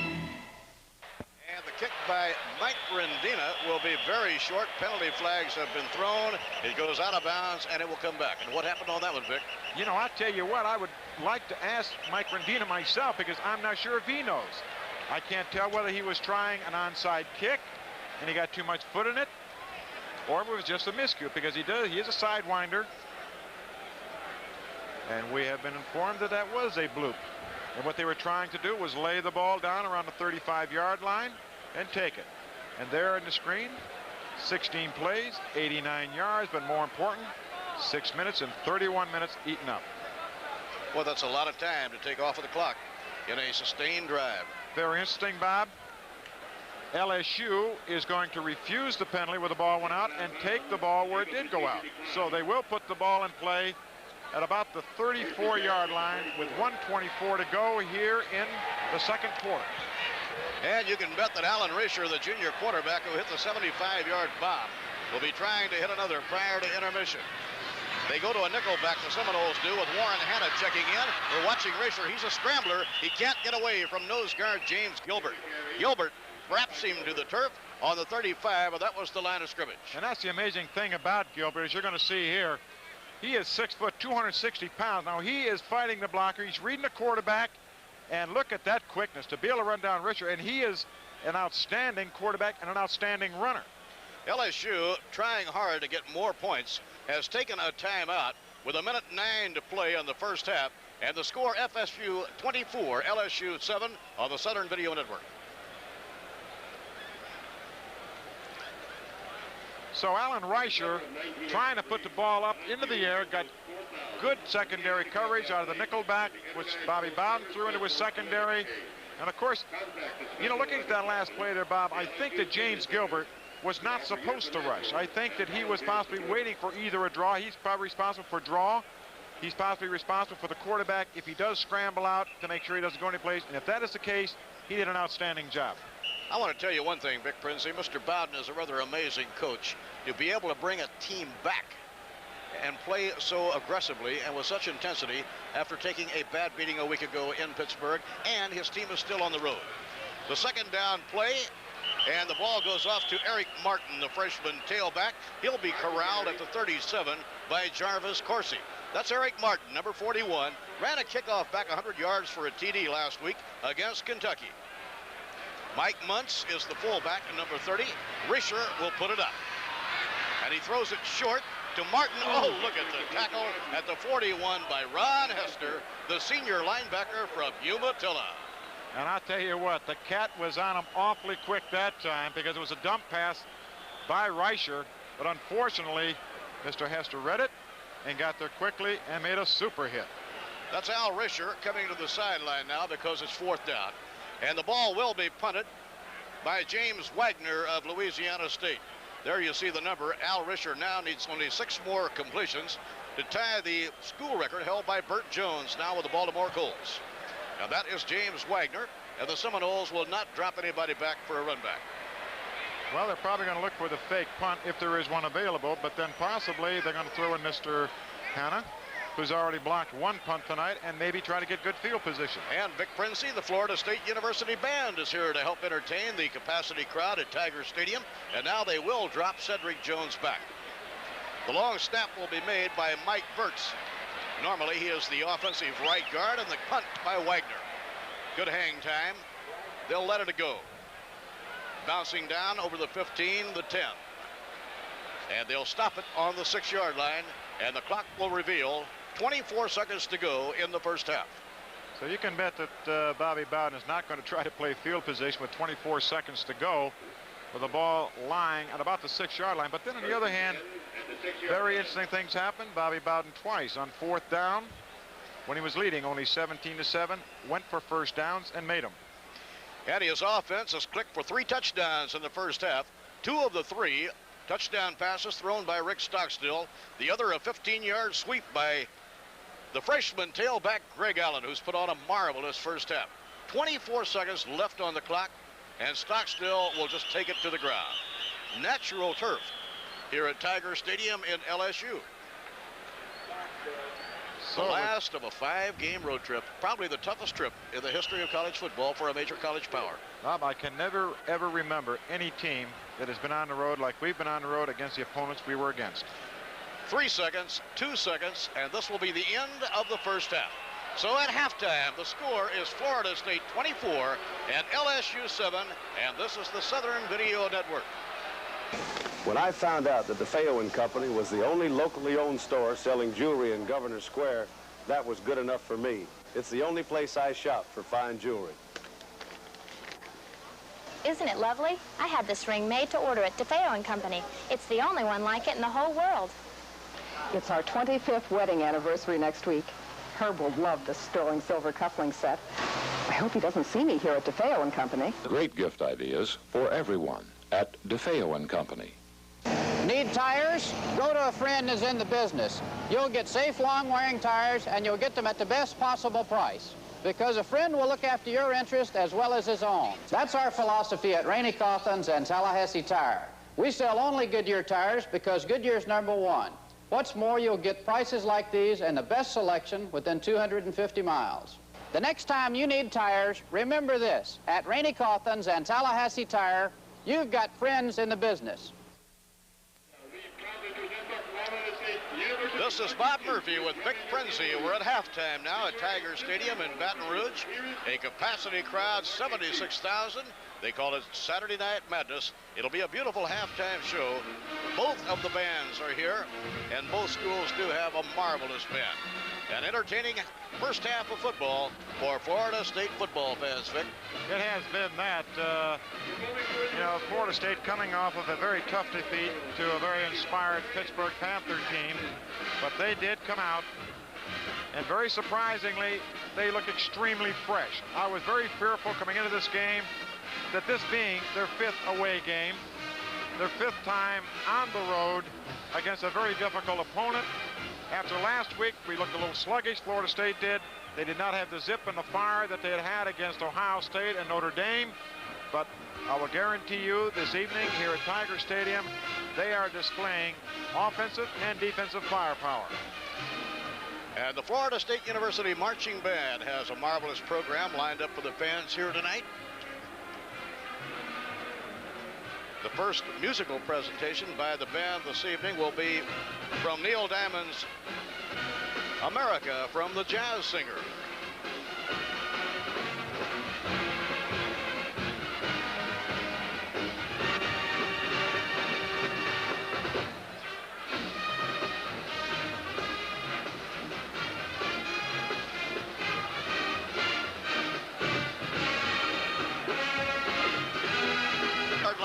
And Eric Martin, the freshman tailback, has it there. Will be smothered across the 20 at the 21-yard line.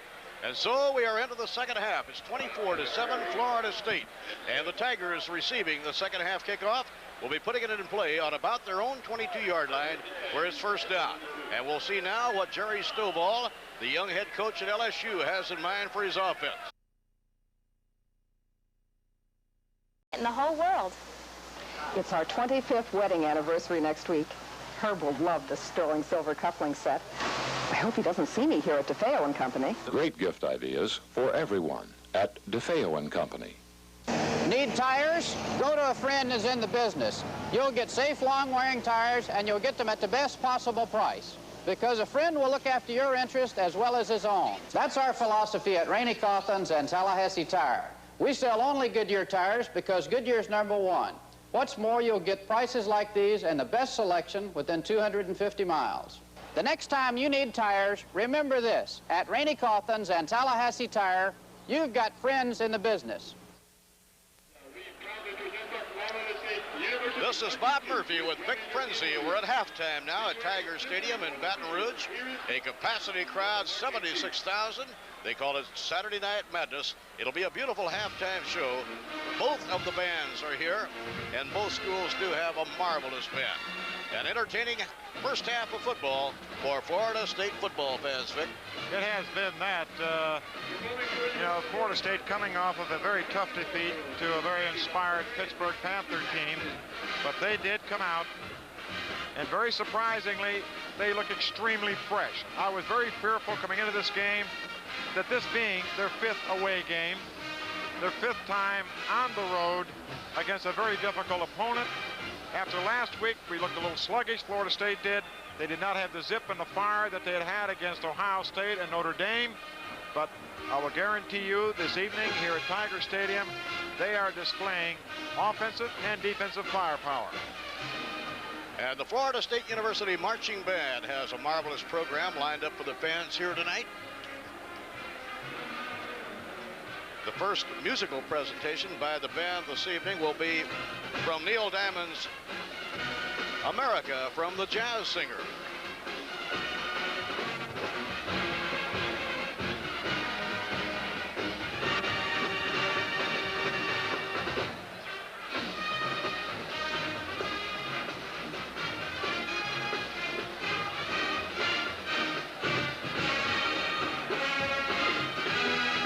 Line, and Eric Martin, the freshman tailback, has a will be smothered across the 20 at the 21-yard line.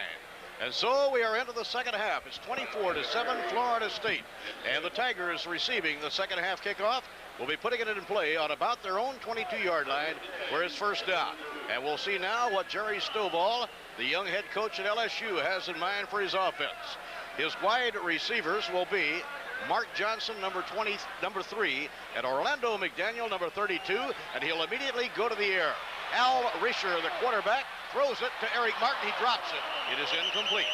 Eric Martin, the tailback, drifting out of the backfield as a safety valve, but is slithered out of his hands.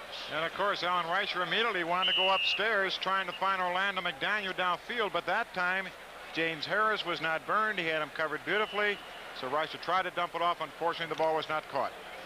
Jude Hernandez, number 13, a senior, will be at fullback. And Eric Martin, who's gone almost all the way, will be a tailback.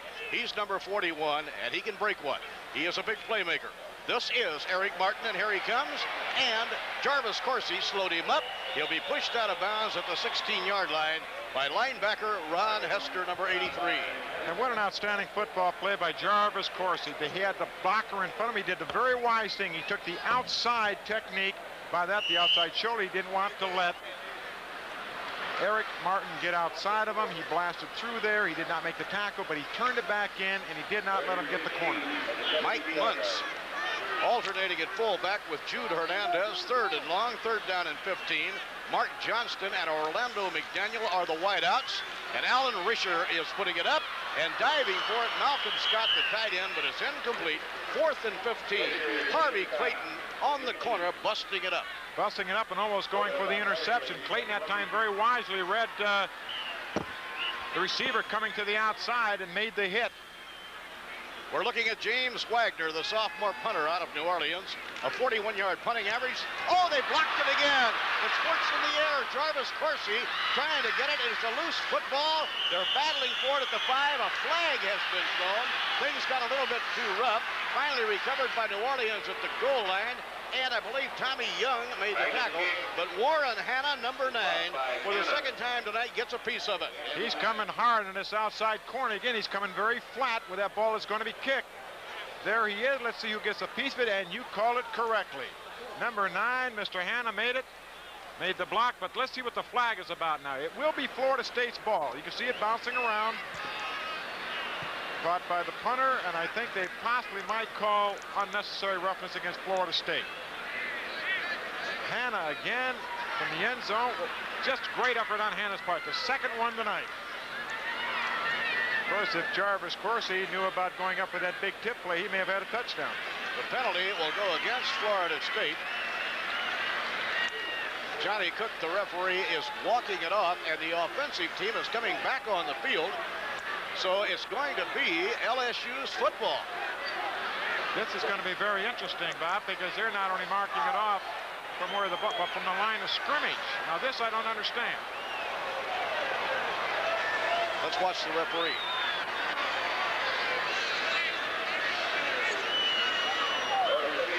Bobby Bowden wants it explained to him. Personal foul called against Florida State.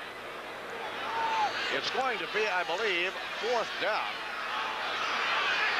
But the thing about it is, though, Coach, a personal foul, if the retained possession would have had to been before the ball was blocked. It requires some explanation. On 4th down and a yard to go, Wagner will punt again, but this time he's standing back close to his own 20-yard line, and instead of having the ball on the 6, the punt is away, and it'll go out of bounds at about the 48-yard line. So instead of having first and goal on the 6, Florida State will have a first down on their own 48-yard line.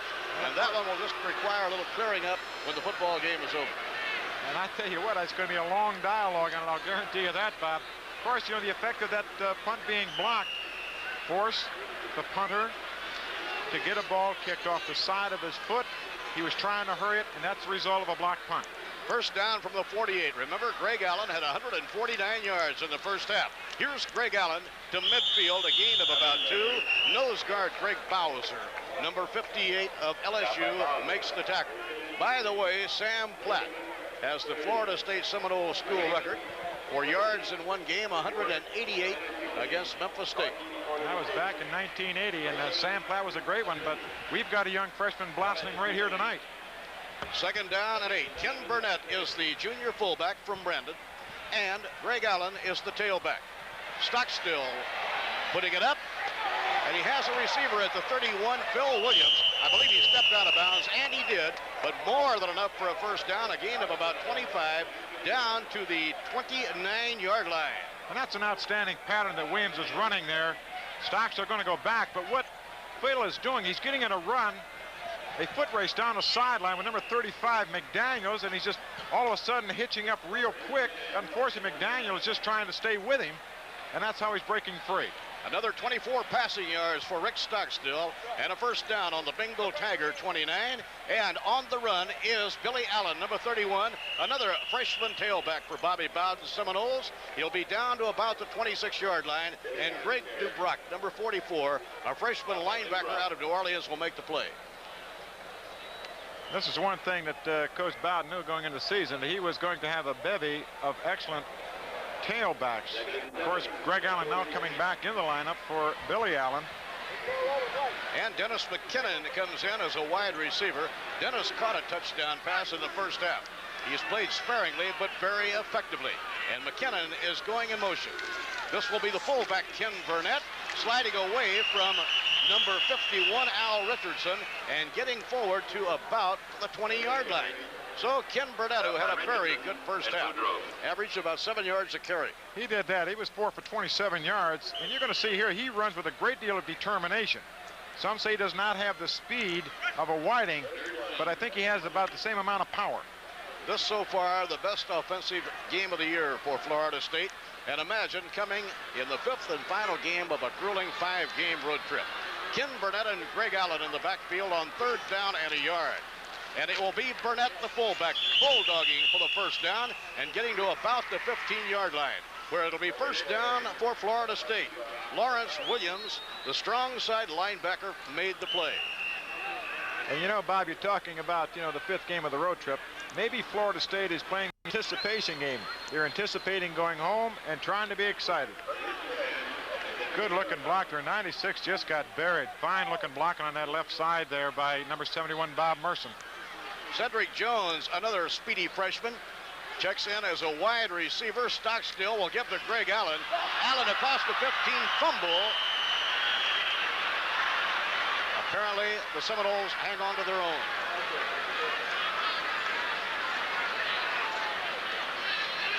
And it was Mr. Stockstill coming back inside to get that recovery. Well, one thing about it, I'm sure Greg Allen had to prove that he is a little bit of human. And he does make the fumble. Linebacker sliding down the line of scrimmage. Look at that good positioning by him. They're right in front of the ball carrier. Number 97, Leonard Marshall, stripping the ball from Greg Allen. And there's number 11, Rick Stockstill, very alertly coming in and covering the football. Cedric Jones goes to the sideline. Dennis McKinnon comes in. Talk about doing well on the road under Bobby Bowden. The Seminoles have won 29 of their last 34 road games. Time has been called by Florida State. It's 2nd and 10 when play resumes. The score, Florida State 24, LSU 7 on the Southern Video Network. Catch that community feeling with the Community Realty Group's 6 independent offices. Paul Byers and Associates, Community Realty of Killarn, Eubanks Realty, Landmark Realty, Millard Noblin Realty, and Davis Smith Realty are serving more and more Tallahasseans. Whether buying or selling, big or small, our associates believe in personal, professional service. That's what the community feeling's all about. Catch it with us at Community Realty Group. What do a printing press, a surgeon's hand, this law book, a racing greyhound, a boat, a store, a car, a hospital, and a home have in common? Answer, we write insurance on all of them at the Earl Bacon Agency. If there's nothing ordinary about you or your business, why settle for an ordinary insurance agency? So call us. Earl Bacon Agency, may we help you? 2nd and 10 from the 16. Running with the football is Billy Allen, and this time he'll be caught behind the line of scrimmage by Leonard Marshall, the 270-pound defensive tackle, who, by the way, makes a specialty out of catching people behind the line for a loss. This is the 6th time he's done it. Greg Allen will stumble it, but you can see that LSU has made penetration. Number 34, Leonard Williams, coming in very hard to cut Greg Allen off. And I think that's probably the best way you're going to stop that sweep is through good penetration. Excuse me, that was Billy Allen carrying the ball. Billy Allen and Ken Burnett are the split back. Stockstill looking for a receiver, and he's under pressure, and he can't get it away. A long sack back to the 35-yard line. 58 is the nose guard, Greg Bowser, a junior from Franklin, Louisiana. That'll be the longest loss of the night. And you're going to see that Stockstill is back. He does have a little bit of time here, but unfortunately the coverage is there. There is the tremendous pressure coming in by Greg Bowser, and down goes Stockstill. Now the question is, are they out of range for Rendina? Bobby Bowden doesn't seem to think so. He's got Rendina in. He will spot the ball. No, Ron Stark has come on. Ron Stark has come on. So Ron, who has punted only one time tonight, and that was a short one, will probably be getting another short one here as he looks for the corner. Ron stepping back to midfield to take the long snap from Sam Restivo. Restivo, number 52, a sophomore from Jamestown, New York. Delay of the game will go against the Seminoles here, making the line of scrimmage the 40-yard line. Of course, they're smart again, Bob. They'll take another 5-yard one because they've got to get Stark back out to where he has his range. He can kick him almost out of the stadium. Well, a 40-yarder is almost like a chip shot for him. Jeffrey Dale is number 27, a freshman from Winfield, Louisiana. Stark angling toward the far coffin corner. Watch it. The 5. Oh, it went into the end zone. Just into the end zone as it curled around the stake. So Ron Stark just missing, nailing one out of the 1-yard line. And that's another talent people don't realize about a Ron Stark is that not only can he boom those high, long, hanging punts, but he can also go to the corner, which was witnessed right then, where he just missed the far left-hand coffin corner with that punt. LSU trailing at 24-7. Florida State had 258 yards in the first half, 1 running touchdown by Greg Allen, and 2 aerial touchdowns by Stockstill. Al Risher, the quarterback, fires up the middle for number 80, Malcolm Scott, the tight end. He had him wide open, and the play comes for 20 up to the 40-yard line. Larry Harris will make the tackle there. And that is the tight end, Malcolm Scott. He came into this game with 18 catches, Vic. He is at. The thing about him is, as you're watching it here, he's 6'5", 240 pounds, but he has tremendous agility. You see him reaching back for that reception. Good hit that time by number 30, Larry Harris. Gain of 19, first down on their own 39-yard line. 8:57 remaining in the third quarter on a perfect football night in Baton Rouge. The ball carrier will be the freshman tailback Eric Martin. Nose guard James Gilbert makes the defensive hit. There's Young stepping up in that line of scrimmage. That's a good position for the linebacker. He plays off the block, comes in and helps make the tackle along with James Gilbert. Mike Muntz is the fullback, and Eric Martin is the tailback for LSU. Gain of almost 4 yards, called a 2nd down and 6 from their own 43-yard line. And Al Risher, the junior quarterback, throws on the run. At the 45-yard line, he nails Orlando McDaniel, the split end. McDaniel, who was on the receiving end of the 75-yard scoring play in the first half. McDaniel running a very quick out pattern. Of course, Harvey Clayton on that side. McDaniel has that great speed, so he is given that cushion, and this is a tough coverage for a cornerback in a wide open field. McDaniel already today has caught a touchdown for 76 yards. Another Tiger 1st and 10. They're on the 41 now of the Seminoles. They're doing it with the passing arm of Al Risher, the junior quarterback, who's rapidly wiping out the school record set by Burt Jones, and the people are moving too quickly, and the penalty flags are down. The offensive tackle who moved was Lance Smith, but perhaps a Seminole move first. We'll know in a moment. Of course, in that play there, Bob, I believe that Risher was changing at the line of scrimmage. He was automatic and off, and unfortunately, number 75, Lance Smith, just got a little anxious and jumped offside. So they will take the 5-yard penalty. It'll be now 1st and 15 at the 46. And Alan Risher now needs 4 more completions to tie the record set by Burt Jones of 103. He'll try to get one of those 4 he needs right here. Throwing up the middle, and he does get it at the 31-yard line. Malcolm Scott, the tight end. Malcolm Scott worked his way free, and that was a beautiful pass by Al Risher.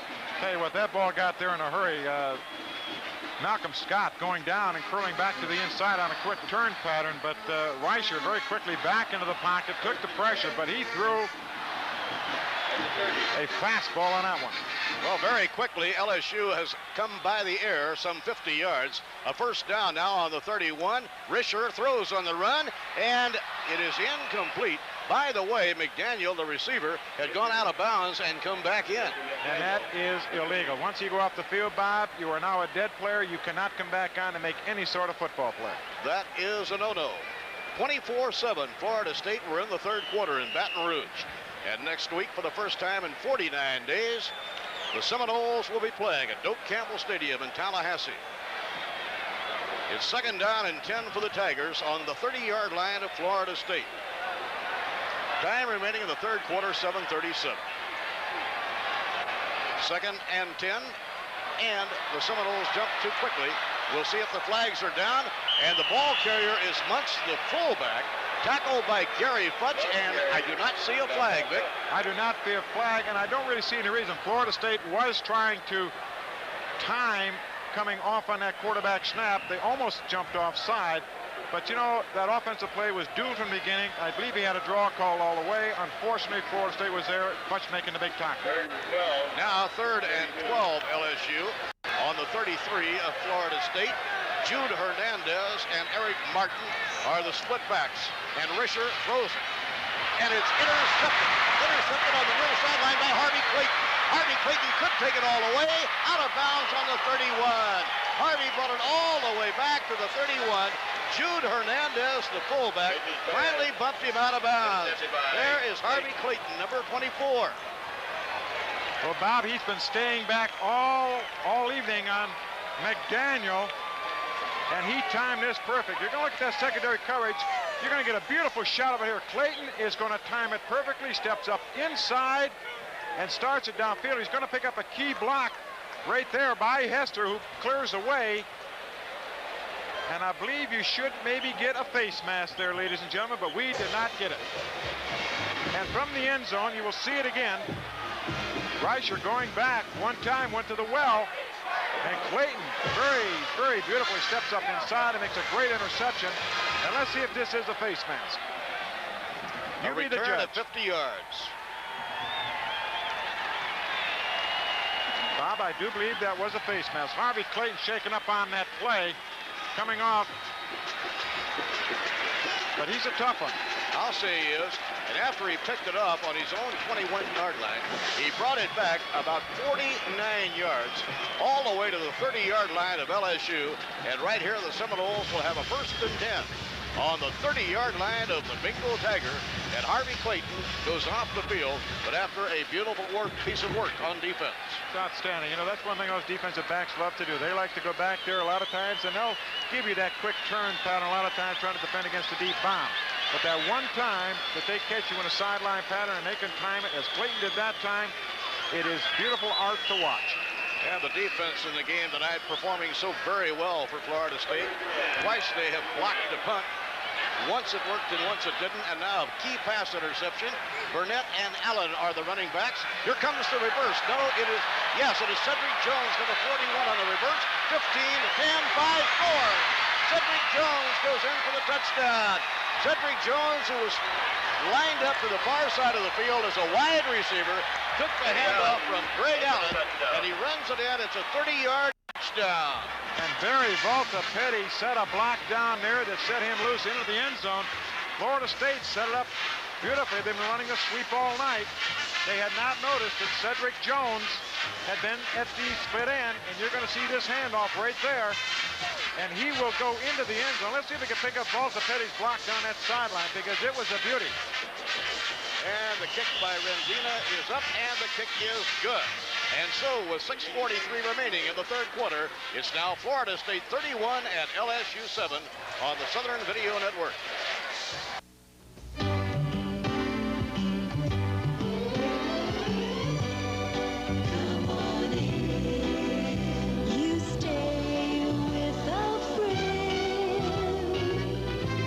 At Holiday Inn, you stay with a friend. You'll be pleased to see what we're doing with our lobby, restaurant, and rooms. The Round Holiday Inn downtown, where you stay with a friend. How would you rate Sonny's on a scale of 1 to 10? Probably 11. I think it's the best barbecue in town. The service was excellent. I had the fish, but I tasted everybody else's. They had beef and pork and everything else, and I liked it all. You can't beat their barbecue. I think Sonny's is the best place in town for good barbecue. Food was great. Service excellent. I recommend it to anybody else out there that's hungry. Sonny's Real Pit Barbecue on the Appalachia Parkway. We're looking at number 41, the freshman Eric Martin, as Mike Rendina boots it. It's going to come down at about the 5-yard line. Herman Fontenot, number 40, is the ball carrier, twisting across the 20 and out to the 23-yard line in the arms of Pat Milligan. Milligan, number 19 of Florida State. And so LSU now trailing by 24, down 31-7. WECA, we can do it. Tallahassee 27. The interception by Clayton and the 50-yard return. Warren Hanna is in as a cornerback, replacing Harvey Clayton. Harvey was shaken up when he was tackled on the sideline after the long return. Back to pass, Al Risher, and to Scott, the tight end again. Third time he's grabbed one in the last few minutes, up to about the 41-yard line. And Risher again showing his ability to throw the football. He's going to hit Scott, who is the big tight end, coming down across, dragging across the middle, and this is a fine-looking throw. On the money. And, of course, number 30, Larry Harris, come up make for the hit. That'll leave Al Risher only 2 completions shy of the school record. Eric Martin getting away from Rowe somehow, goes across the 40 and up to about the 41-yard line. Ken Rowe had him, but somehow he managed to slither away, and it looked like he may have had the first down. You're going to see a great effort here by this fine young running back from LSU. You can see he should be going down there. Rowe coming in and making the hit, but not really grasping and taking him down. He's just tearing off his jersey. But Florida State's defense is swarming, Bob, and this is the big secret tonight. Need a new jersey? Yes, indeed, after a run like that. Bob, I think that's his second jersey tonight. That is Eric Martin, the freshman tailback. By the way, much like Florida State, LSU has had 2 of their running backs missing the game tonight. Jesse Miles and Gene Lang both had minor hurts last week.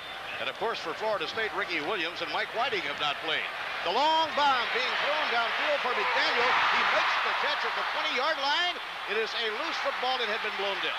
It had been blown dead at the 21-yard line. Mark Johnston has the football right now, but the play is blown dead at the 21, and watch this catch. This is an outstanding football play, I'll guarantee you. Reicher going back. Look at that blitz coming, and it's picked up very nicely by number 23. And this ball is on the money. It's perfect. And I guarantee you, you cannot slight James Harris. He had good coverage. That was just a great throw and a great catch. First down on the 21-yard line. Risher, the junior quarterback, again throws to Malcolm Scott. He has it on the 8-yard line. The tight end, Malcolm Scott, 6'4", 237 pounds. He is something else, and that will establish a new LSU season record for completions, beating Bert Jones' old record. And he is really humming that football right now. Reicher on a beautiful completion downfield to his tight end. And again, we must remind you that Malcolm Scott is 6'5", 240, and what great agility and great hands, and he's only a junior. So Alan Risher has tied Bert Jones' record. And this time it'll be a running play to Mike Muntz, the fullback. And there you see he is very, very close to the goal line. This is a fine run here by number 30, the fullback. You can see this is nothing but great determination. Great leg action that time by number 30, Mike Muntz. Larry Harris stopped him short of the goal line. Now second down, a yard and goal to go for LSU. Jude Hernandez and Eric Martin are the split backs. Quarterback keep, and Risher has scored. Alan Risher, the junior quarterback, has scored from a yard out for the Tigers of LSU. And they're on the board for the second time tonight. It comes with 4:31 to play in the third quarter. Well, of course, the big play in that drive there was quarterback Alan Reicher hitting Orlando McDaniel again for a big, big reception. Outstanding pattern, an outstanding throw, and an outstanding catch by McDaniel. They covered 77 yards in a hurry. The point after attempt by the field goal kicker, David Johnson, hasn't missed one all year. And he still hasn't missed one. So David Johnson makes it true. And with 4:31 to play in the third quarter, it's now the Seminoles 31 and the Tigers 10 on the Southern Video Network. We'll be back with the kickoff. But first, such as Halston. Following the Tiger touchdown, Billy Allen at his own 4-yard line. Here comes Billy across the 20. Look at him. Still going, and he may take it all the way. He's gone. Billy Allen is gone. They will not catch him. He will bring it all the way back to the end zone. Billy Allen, 95 yards for a touchdown. Check the field. There's not a flag to be seen. Oh, my. Billy Allen taking the ball at the 5-yard line. Had a beautiful wedge block up the middle. He made one slight break to the right. He popped through clean. And there's one thing about Billy Allen. When it comes to a foot race, he will be the winner. It has all come together for Bobby Bowden's Seminoles here tonight in LSU. It isn't often you can win 3 years in a row at Tiger Stadium in Baton Rouge. I would love to go back into LSU's history and find out if there's anybody who has won, or any team that's won 3. LSU player down on the field being helped up. John 48. John Fritchie is being helped up. He was left behind by Billy Allen on the long and electrifying kickoff return. One thing about that return there, that wedge blocking was vicious up that middle, and of course Billy Allen took full advantage of it as he raced 95 yards for the touchdown.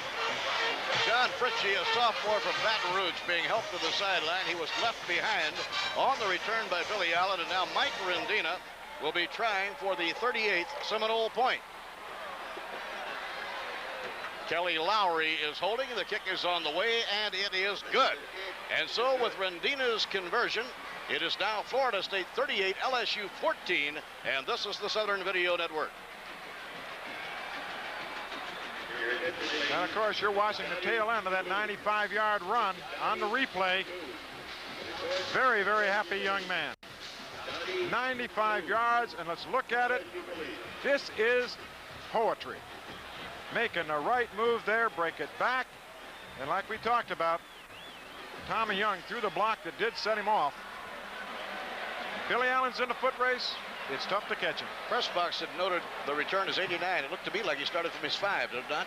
I thought it did too. So 38-14, Florida State out in front, and we still have 4:19 to play in the third quarter. And now, of course, Mike Rendina will be kicking off. Mike having a busy night.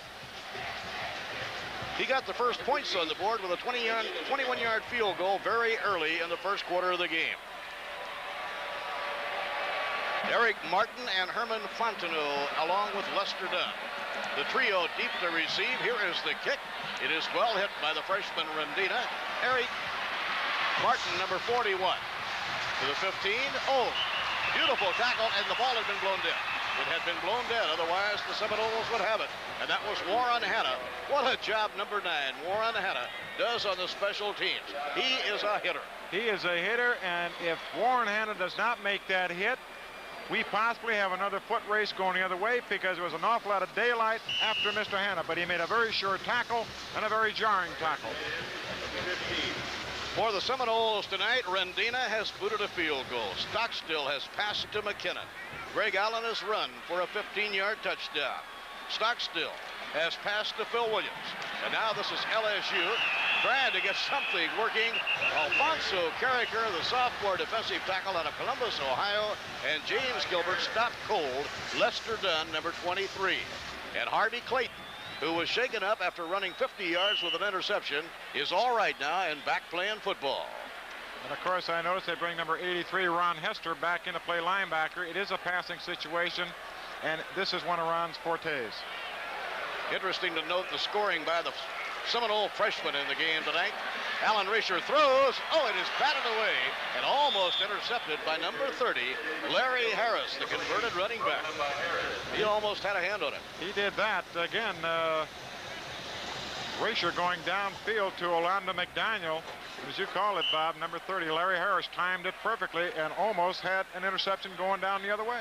Bobby Bowden has those 3 blue-chip freshman tailbacks. They've all scored tonight. Greg Allen scored on a 15-yard run. Cedric Jones scored on a 30-yard run. And Billy Allen has scored on a 95-yard run. How's that for freshman work? Al Risher on the roll. And he fires it to Mark Johnston, number 3. Did he have possession, or will it be incomplete? It was possession. It was fumbled out of bounds. LSU keeps the football, and they get a first down along with it after a bruising hit by linebacker Tommy Young. And there is a Seminole down on the field. Possibly that could be Young. Let us not call it until we see it. And that man, Al Risher, the junior quarterback, tonight has broken the old school record set by Burt Jones. Tell you what, he is a fine-looking quarterback. Rolling out here as you're looking at it now. Good pass reception. Young coming in, strips the ball there, but unfortunately, looks like James Gilbert, the nose guard, is down, but we'll wait for a moment. By the way, the old record was 103 completions in 1 year. So Al Risher now with 104, wiping out that mark established by Burt Jones. Marvelous football game being played by the Seminoles here tonight. That is that, I'll guarantee you. You know, I did not think, Bob, that we would see this much offense. I thought it would have to boil down to possibly a defensive game, mainly because of the fact that we're on road trip again.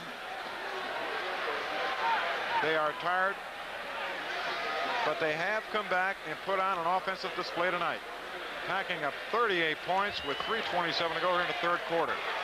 And that was number 54, Tommy Young, who was being assisted off the field. He's on his own power now. Good possibility he may have got either a foot or possibly a knee in the head, and maybe just to be a little groggy. Mark Carlson tells me that in the press box, officially on the kickoff return, they gave it 97 yards. We gave it 95, and it will be the longest back since Larry Key ran one back in the Tangerine Bowl for 93 yards. As Al Risher scrambles, he can really scramble. Now he throws on the run. Mark Johnston is number 3, gathered in at about the 39, probably enough for a first down. It is the first regular season kickoff return for a touchdown since 1974. And Alfonso Carricker is a little upset with himself. He thought that he was going to be in great position for a sack, but Risher very, very wisely unloads that football downfield to Mark Johnson for the reception and another first down for LSU. 3:04 remaining in the third quarter. Florida State 38 at LSU 14. Junior quarterback Al Risher has hit 65% on the year. Lester Dunn is number 23. The junior tailback out of Covington, Louisiana, is stopped by Ron Hester. So, LSU again on the move. Talking Pardon me, Vic, but talking again about the return, the kickoff return by Billy Allen. It is the first regular season kickoff return for a touchdown since '74 when Leon Bright brought one back 100 yards against Virginia Tech. 1974. Risher throws on the run, and it is incomplete at the 45 for Orlando McDaniel. And Bob, that's the first one he's dropped tonight, and that is very uncharacteristic of that young man. He is just an outstanding wide receiver. And you know, there's one thing about this road trip, Bob, and I know the people back up and down the line have seen some great athletes to the different teams that we've played. And this is just another one, Orlando McDaniel and Alan Risher.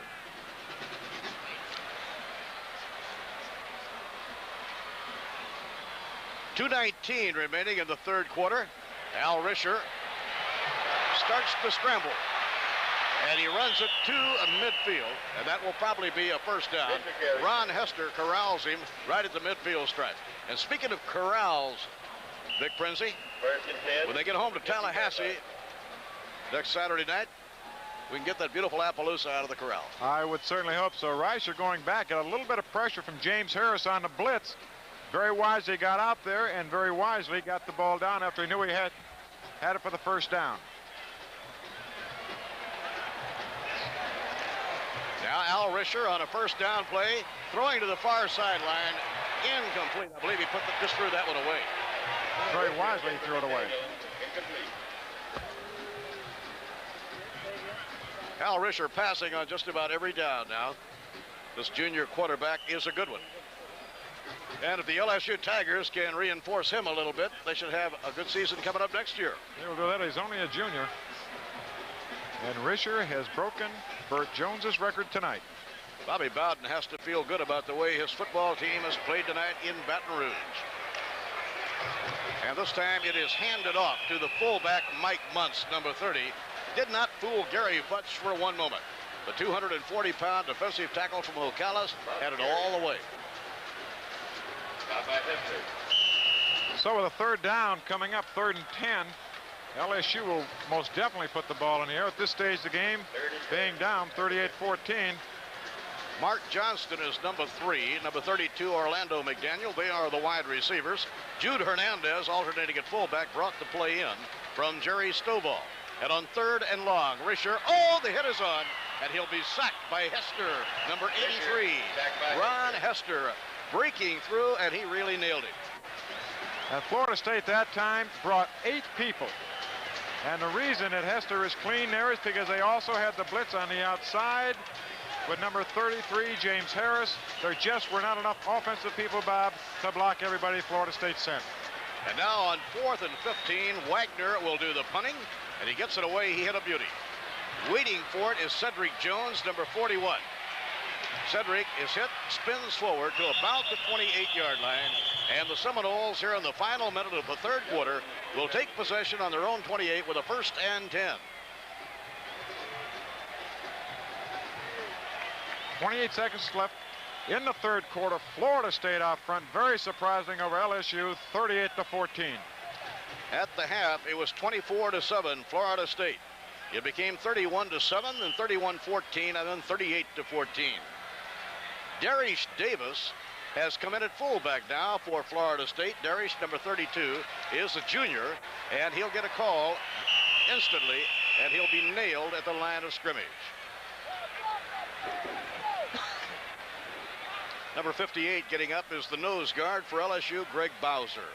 And number 32 is Darius Davis. He's in for the first time. Ken Burnett now being rested with the Seminoles well into the lead, 38-14. And we have 3 seconds, 2 seconds, 1 second. And we'll be moving into the final quarter of football here at Tiger Stadium in Baton Rouge. And now let's pause for our local stations. This is the Southern Video Network. Again, this might be LSU before it's all over with on the 15-yard line of Florida State, and LSU will have the football. Lawrence Williams, number 34, the strong side linebacker, will be getting up with it, and look at all of this. And Bob, this is a brand new play that we have not seen all year. And you can see it was doomed right from the beginning as Greg Allen did not get a good exchange because of the pressure. But unfortunately, he lost the ball again. And now the mad scramble is on to see who's going to get it. That football must have been hot. It sure was rolling around a long time before LSU finally laid down on it. So LSU with the first down on the Seminole 16-yard line. Herman Fontenot is set up as a flanker now. And back to pass, Alan Risher. He is throwing, and it is gathered in by Orlando McDaniel, number 32, out of bounds, but on a bout, or was he out of bounds all the way? Incomplete. That is Orlando McDaniel. He's had an excellent night on the receiving end of the tosses from Alan Risher. That was the first time, actually, the Risher has been off mark in quite a while. He did have one where he did throw it out of bounds, but that one there I know he wanted to connect on. Number 9, Hanna, was defending, giving a little bit too much cushion. Alan Risher, and he'll be thrown the sack back on the 21-yard line by Gary Futch. Gary Futch getting the sack back on the 21-yard line for Florida State. And that time, Risher was trying to get a hold of Orlando McDaniel, but good coverage downfield that time by number 33, James Harris. And as you call it, Bob, Mr. Futch making his presence known. Indeed he has. As we look at the Seminoles sideline, if the Seminoles win here tonight, and they certainly are on their way, they'll be 5-2 and coming home for homecoming next week in Tallahassee. Risher over the middle. Oh, what a grab by Malcolm Scott to tie it in. Oh, he'd make a great center fielder with those hands. I'll tell you what, that was just a great catch, because he took a tremendous hit while he was just catching the ball by Tracy Ashley coming across, jarring the ball loose, but great concentration by Malcolm Scott, made the reception. So it's 4th down at 11. The Tigers have not been able to do anything since getting the break and the football of the 16. They've lost a yard and 3 downs. Herman Fontenot, a freshman out of Beaumont, Texas, is being used now by Jerry Stovall. The 4th down pass. Alan Risher throws it, and it is incomplete in the end zone. James Harris, the cornerback out of Gainesville, and the co-captain, breaks the play up. Tell you what, Harris that time just battled number 32, Orlando McDaniel, all the way. Risher going back here. He's going to get a little bit of pressure. He's going to step up into the pocket. Little scramble action here, as you can see. Gets it away, but watch this great effort by Harris. Coming back and just breaking up that play, denying McDaniel the opportunity of taking the football. In the game tonight, Rick Stockstill has thrown 2 touchdown passes. The first to Dennis McKinnon and the other to Phil Williams. And the freshman talent has taken over and put in a lot of points on the board. Greg Allen has scored. Cedric Jones has scored. Billy Allen has scored. And this time, Stockstill is throwing long for Cedric Jones. It is incomplete. Step for step, side by side, Eugene Daniel, number 35, the cornerback. Well, Stockstill showed that he can throw that ball deep. He aired that sucker real well, trying to go down the sideline. McDaniel running step by step, breaking up the play. Now Cedric Jones will depart. It will be 2nd and 10 to Florida State. The Seminoles are home against Western Carolina, Doak Campbell Stadium next Saturday night. And after that comes Miami, Southern Mississippi, and Florida. And the handoff will go to Darius Davis, and at fullback, good defensive work by Leonard Marshall, and the ball may have been turned over. I believe it was. But it was done very quietly, because it did not look like the ball was on the ground. We will take a look at it right here. A little delayed draw. Darius Davis coming in. Good solid hit. Yes, there the ball goes. He coughed it up. So LSU does have an opportunity again at the 15-yard line. So they get it again on the 15, same place they got it the last time. First down, the pitch will go to Eric Martin, the tailback. Martin will get to about the 12-yard line. Good tackle made across the way by sophomore linebacker Ken Rowe from Cropwell, Alabama. And here we are in the 4th quarter. Florida State leading the LSU Bengal Tigers 38-14 with 12:49 to go. And the replay there. So the Seminoles with a 24-point lead. And the Tigers here, 2nd down and 6 down on the 12-yard line. Al Risher will pitch it back to Martin, the tailback. Oh, and a good hit by Scott McLean, the defensive terminal, number 60, a senior from Claremont. Bob, there's one thing about Florida State's defense this evening. They have just recently given LSU a great deal of field position, and LSU has not been able to capitalize or put anything on the board. Henry Taylor, freshman linebacker from Middlesville, Georgia, is in. And this is 3rd and 6 for the Bengal Tigers. Risher rolling to the right. Oh, Harris got him. James Harris blitzing off the corner, and he corralled Alan Risher, and the sack nails him all the way back on the 20-yard line. There is co-captain James Harris. And we're going to look at it. Coach Jack Staton, the defensive coordinator, has decided tonight he's going to come with a blitz. He has blitzed all night, and this is one of the results. James Harris coming through strong and making a hit, and right in back of him, it was number 83, Ron Hester, the linebacker, also on a blitz. Same thing happened to the Tigers moments ago. They got a turnover on the 15. They couldn't move it. And now here it is, 4th and 15 yards to go after getting a second turnover on the 15. Al Risher scrambling. Harris again. James Harris, the senior cornerback from Gainesville, nails him twice in a row. And now the Seminoles take the football. And we're going to get an isolation on Harris, and you're going to see exactly what he does on that blitz. As soon as that ball is snapped, he's coming hard. He reads where Risher is and makes the hit. And Bob, that time Florida State brought 7 and defended with 4. Superb defensive play throughout the entire football game for the Seminoles. James Harris getting congratulations on the sidelines. And now Florida State with the ball, first down on their own 29, and the Seminoles have a big 24-point lead. We're in the final quarter of the game. And this will be Darius Davis, the junior fullback from Augusta, Georgia, with a tackle by Ricky Chapman. And of course, Bobby Bowden giving Kenny Burnett a rest. Burnett played an outstanding football game for Florida State. As we talked about, Darius Davis does have talent. Into the backfield now, Greg Allen is a tailback. He had 149 yards in the first half, but he's been used very little in the second half. Figure holding just about there. Here's Darius Davis across the 30, and he coughs it up, and it might be the Tigers again. This time on the 30-yard line. They've recovered 3 fumbles in about the last 5 minutes. 2 on the 15-yard line, and this one on the 30-yard line. And again, Darius Davis is going to take a solid hit. He had a good gain going for him, but he is carrying that ball awfully soft, and number 34 came up and put the hit on him. The ball is popped loose. LSU is in business again with excellent field position for the 3rd time, Bob, within the last 3 minutes. The 2 previous times, they couldn't gain an inch. They were pushed back from the 30-yard line. Al Risher is throwing it long, trying to lead his receiver. Orlando McDaniel broken up on the goal line by Warren Hanna. Warren Hanna, the junior cornerback, broke that one up, and Al Risher led his man beautifully.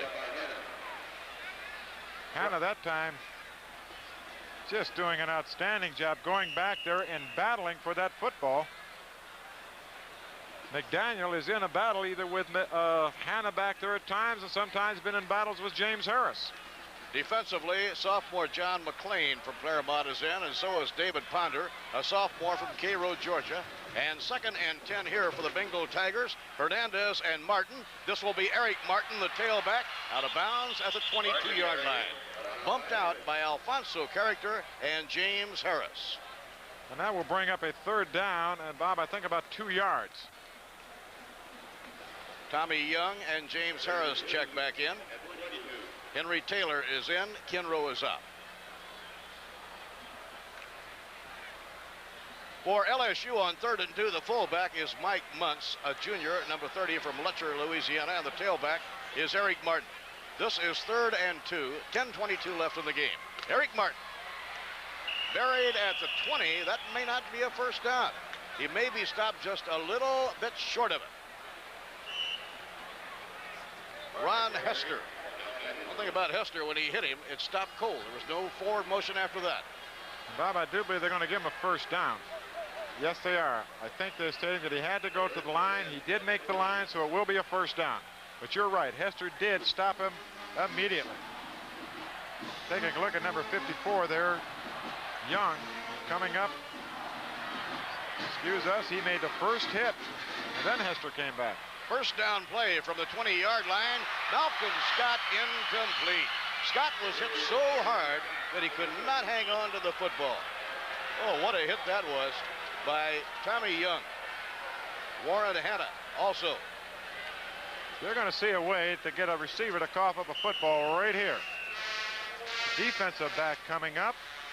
There's the ball coming in. Very nice shot there. Beautiful shot. And look at that hit. In surroundings in Adams' dining room, a quick, tasty breakfast or lunch in Adams Park, relaxing with your favorite beverage and friends in Quincy's Library, or enjoying the fun, food, and convenience of the Seminole Special. For the first down, and he should have it. He nosed it over the 10. Gary Futch out of Ocala made the tackle. So we'll wait and see where it'll be spotted. If they do not get it, the ball belongs to Florida State, and they may have to measure. And they are going to measure. I tell you what, Bob, there was some good hitting in that play. All the way up here, you could hear the pads popping. You old quarterbacks never forget that sound, do you? It's a very frightening sound when you're a quarterback. So the measurement is coming out, and you will be able to take a look and see if Florida State did indeed stop them, and you can tell by the defense they have. Quite a job by the defensive unit. Bobby Bowden talking it over with his quarterback, Rick Stockstill. Stockstill coming back after a tough game against Pittsburgh and just playing beautifully. That shows you the mark of a real poised and veteran football player. He had played well all year long, had the one tough day against a great Panther defense, which, by the way, certainly was not all his fault by any means, and came right back here tonight to guide his club so very successfully. For the Seminoles, first down on their own 10-yard line. Stockstill to Greg Allen. Allen takes off on a sweep. He's hemmed in, goes to the 20, 25, out to the 30, and out to about the 33-yard line. A run of 23 by Greg Allen, the freshman tailback. And one more time with this young, outstanding freshman, you're going to see blocking on the outside, but you're going to see determination and ability on this young running back. Playing his block, cutting back very nicely, picking up good blocks, and breaking some fine tackles down there by LSU. And as Bob called it, 26-yard pickup. And now Greg Allen has 172 yards rushing tonight. He needs 188 to tie the school record. And did he break off of Valdepett's, not Valdepett's, I'm sorry, Bob Merson's block out there? Merson has had just an outstanding game after moving over to left guard. Been pulling and leading Greg Allen to the outside all afternoon. Best individual game so far this year, Vic, until tonight, had been Ricky Williams, 135 yards. But here tonight, Greg Allen now is up to 172. Coming off the field. You know, Bob, this is very surprising. It's Al Thomas. I'm looking out here into the stadium. This is Tiger Stadium. It is supposed to be Saturday Night Madness. But I guess when you're behind 38-14, the only way to get rid of that madness is to get 38 points, because the stadium now is about half full. It is indeed, which means they do not believe that the Tigers can catch up against the talented Florida State football team. Number 33 is cornerback Al Thomas, who had to leave after being shaken up. And now for Florida State, 1st and 10 on their own 31. Stockstill handing it off to Greg Allen again. And Greg this time up to about the 38-yard line. Eric Kiddick, number 73, playing a defensive tackle, made the play on him. And of course, he was running that time behind the blocking of Tom McCormick and Ricky Render. As you can see, 7:50 to go in the ball game. Florida State out front, 38-14, and now the clock is definitely against the Tigers. As a result of the 14-yard loss on the fumble, we've had to revise the figure somewhat on Greg Allen. He lost 14 on a fumble. He now has a total of 168 for the night. Al Richardson making the tackle. 7:34 left to play in the football game as we look at freshman tailback Greg Allen, who's 6'1", 195 pounds, getting his first start here tonight and putting it where you can see it on the scoreboard. And he is only a freshman. So with the revised figures, Greg Allen needs to break a long one here.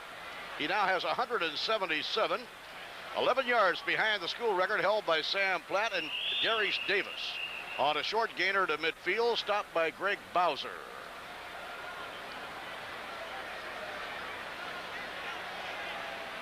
There it is, 26 carries, 176 yards by the outstanding freshman who was filled in tonight very admirably for the injured Ricky Williams. So now Greg Allen needs 12 more yards to tie Sam Allen's school record of 188. Sam Platt, I beg your pardon. The tailback is Greg Allen. Here he goes. This might do it. He goes across the 40 and is out of bounds on the 39-yard line. Knocked out by Al Richardson and Tommy Boudreau.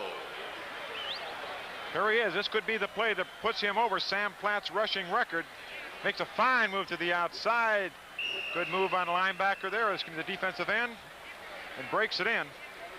That'll leave him 1 yard shy. He now has 27 carries and 187 yards as we look at the tailback, Greg Allen. 1 more yard is all he needs. Here he has the football. May not get it this time. Stopped at the line of scrimmage. Stopped by Lawrence Williams, the strong side linebacker of LSU. 5:57 left in the football game, and 38-14 Florida State. And Bob, I know you've got to be as surprised as I am that Florida State has been able to come out here on their 5th consecutive road trip and manhandle a pretty good football team. I think it's amazing. The amazing coaching job done by Bobby Bowden and his staff to get his team up so high after such a tough trip. Greg Allen dropped behind the line. He'll lose a couple here, leaving him about 3 away now, I would say, from Sam Platt's school record. He now has 185, so he needs to get 3 and then keep going forward to establish it. Bet you can almost guarantee that he's going to get another shot at it. And I believe they're going to give it to him on that sweep of his. And he does like to run to his right, even though he has run extremely effective to his left. I don't know whether the sidelines would be aware of the fact that he is so close to the record or not. Probably not. And a reverse. Cedric Jones, number 41, still behind the line of scrimmage, and he'll be dropped behind the line by Greg Dubrock, number 44, the outside linebacker. And of course, early on in the ball game, as we both know, Cedric Jones took the same reverse and scampered in from about 30 yards out for a touchdown. That is Rick Stockstill, who has guided his team beautifully. Ron Stark is coming on the field now. I believe it'll be only his 3rd punt of the night. The Seminoles have so dominated play. They scored first on a field goal to 21 yards by Mike Rendina, and everything since then has been a touchdown. The All-American will put his left foot to it. Oh, he hit it beautifully, trying to get a corner with it, and he did. He did nail it out of bounds on the 4-yard line. Ron Stark nailed it out on the 4-yard line. That is what you call doing his thing and doing it beautifully. Bob, you know that the pro scouts have just got to be drooling, waiting for this young man to graduate. No doubt about it. And for those of you who may have joined us late, the first touchdown for the Seminoles in the game tonight was a pass from Stockstill to McKinnon. It covered 16. Greg Allen ran 15 for the next one. The next one came on a Stockstill to Phil Williams pass for 12 yards. And we have a new quarterback in the game. It is Timmy Bird for LSU. And it is incomplete. Intended for Herman Fontenot. So Stockstill has thrown 2 touchdown passes. Greg Allen has run for one of 15 yards. Cedric Jones ran 30 yards for a touchdown. And Billy Allen ran a kickoff back 97 yards for a touchdown. So I guess you can effectively say that Florida State has used all their weapons today. Timmy Bird is now the quarterback. He is just a freshman. Eric Martin being swarmed. He slipped loose for just a moment and then is taken down on the 5-yard line. Number 13 is Kim Mack, a sophomore. Ken Rowe also had a hand, and so did Pat Milligan. Tell you what, this is a fine-looking running back because he does not have a lot of room. 35 overrunning him there.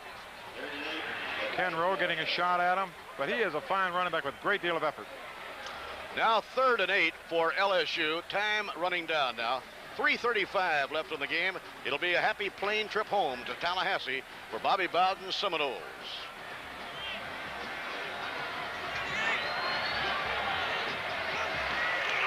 Now on 3rd and 8, Timmy Bird, the freshman quarterback, to Fontenot, number 40, hit down at the 15-yard line.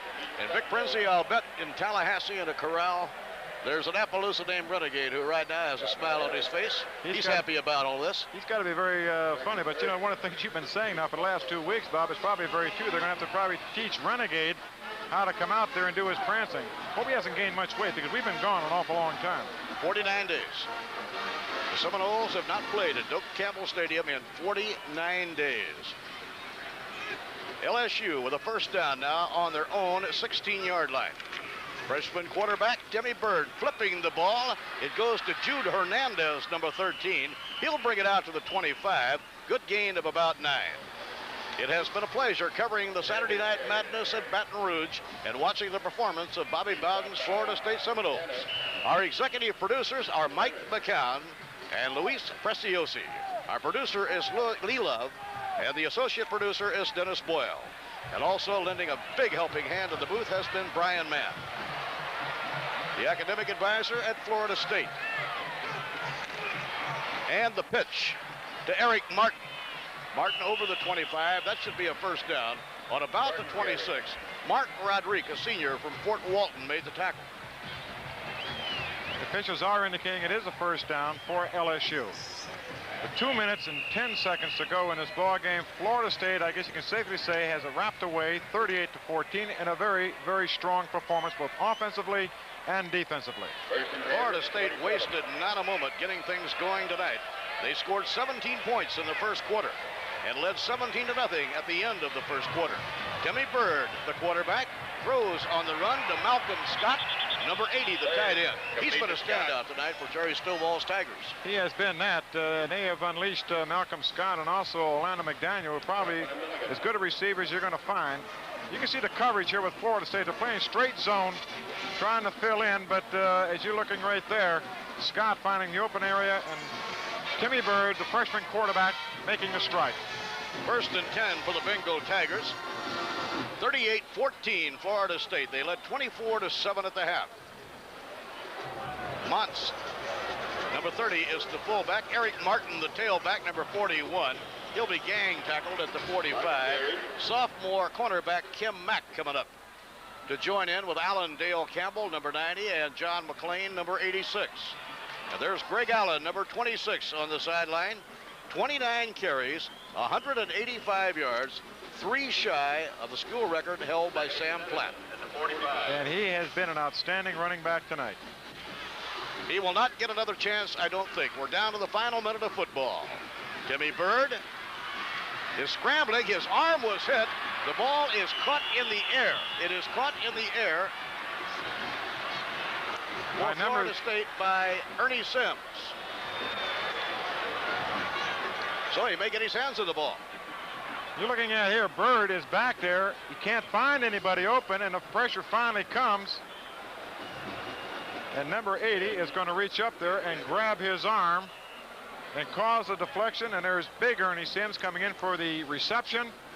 So possibly we may get a record. 44 seconds. Greg Allen has the ball, and he gets to the 40-yard line. Now, that's a gain of about 3, maybe 4. Dean Guidry made the tackle. By the way, he's a relative of the Yankees, Ron Guidry. He needed 3 yards to tie the school record. And I have to believe that they notified the bench that he was awfully close to it. He's awfully close, and I think he did break it on that one because he got about 3 or 4 yards. And I know they're going to give the ball to him again. Here it is to Greg Allen. He has to get around the corner. He does. And now he has broken the school record as he goes out of bounds on about the 29-yard line.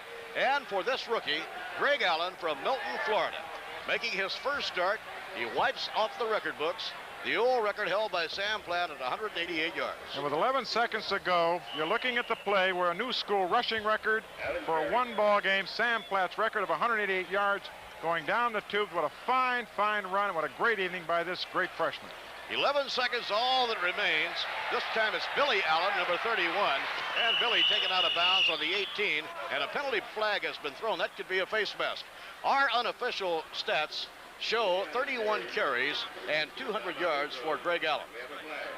And that's got to be a big mark for the young freshman. The first time in Florida State history that a running back has hit the 200-yard mark in a ball game. Our stats are unofficial, but we believe that they're awfully close. So we have 4 seconds left in the game. Take a look at the face mask call here. Coming into the sideline there. Oh, the face mask is not going to be against LSU, but it's going to be against, I believe, Billy Allen. No, they're going to walk it the other way, which will put the ball on the 9-yard line.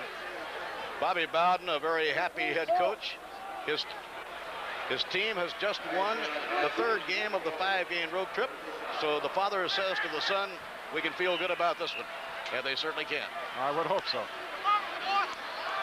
This could be the last play of the night. Blair Williams is into quarterback, and he hands the ball off to Billy Allen. And time has run out, and the football game is over.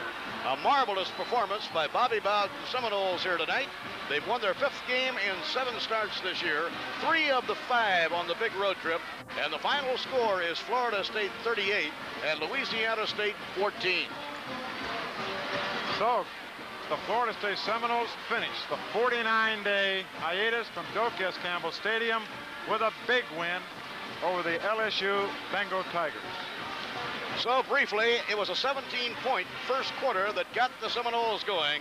A great night for Greg Allen, a freshman, and a beautiful night for the entire Florida State football team. And now, teamwork, that's what it takes to make it today. Teamwork, like our 6 great banks working together. First National, main office downtown. Second National on the west side. Industrial National on the north side. City National on Appalachia Parkway and on Centerville Road. Havana State in Havana. Now, teamwork, that's what it takes to make it today. Teamwork, like our 6 great banks working together. First National, main office downtown. Second National on the west side. Industrial National on the north side. City National on Appalachia Parkway and on Centerville Road. Havana State in Havana. And First National Bank of Jefferson County. 6 independent, home-owned banks that make their own decisions. Your all-star banking team in the capital city. The Capital City Bank Group, member FDIC. You can get it at Buddy's Sporting Goods on West Tennessee for all the sport in your life.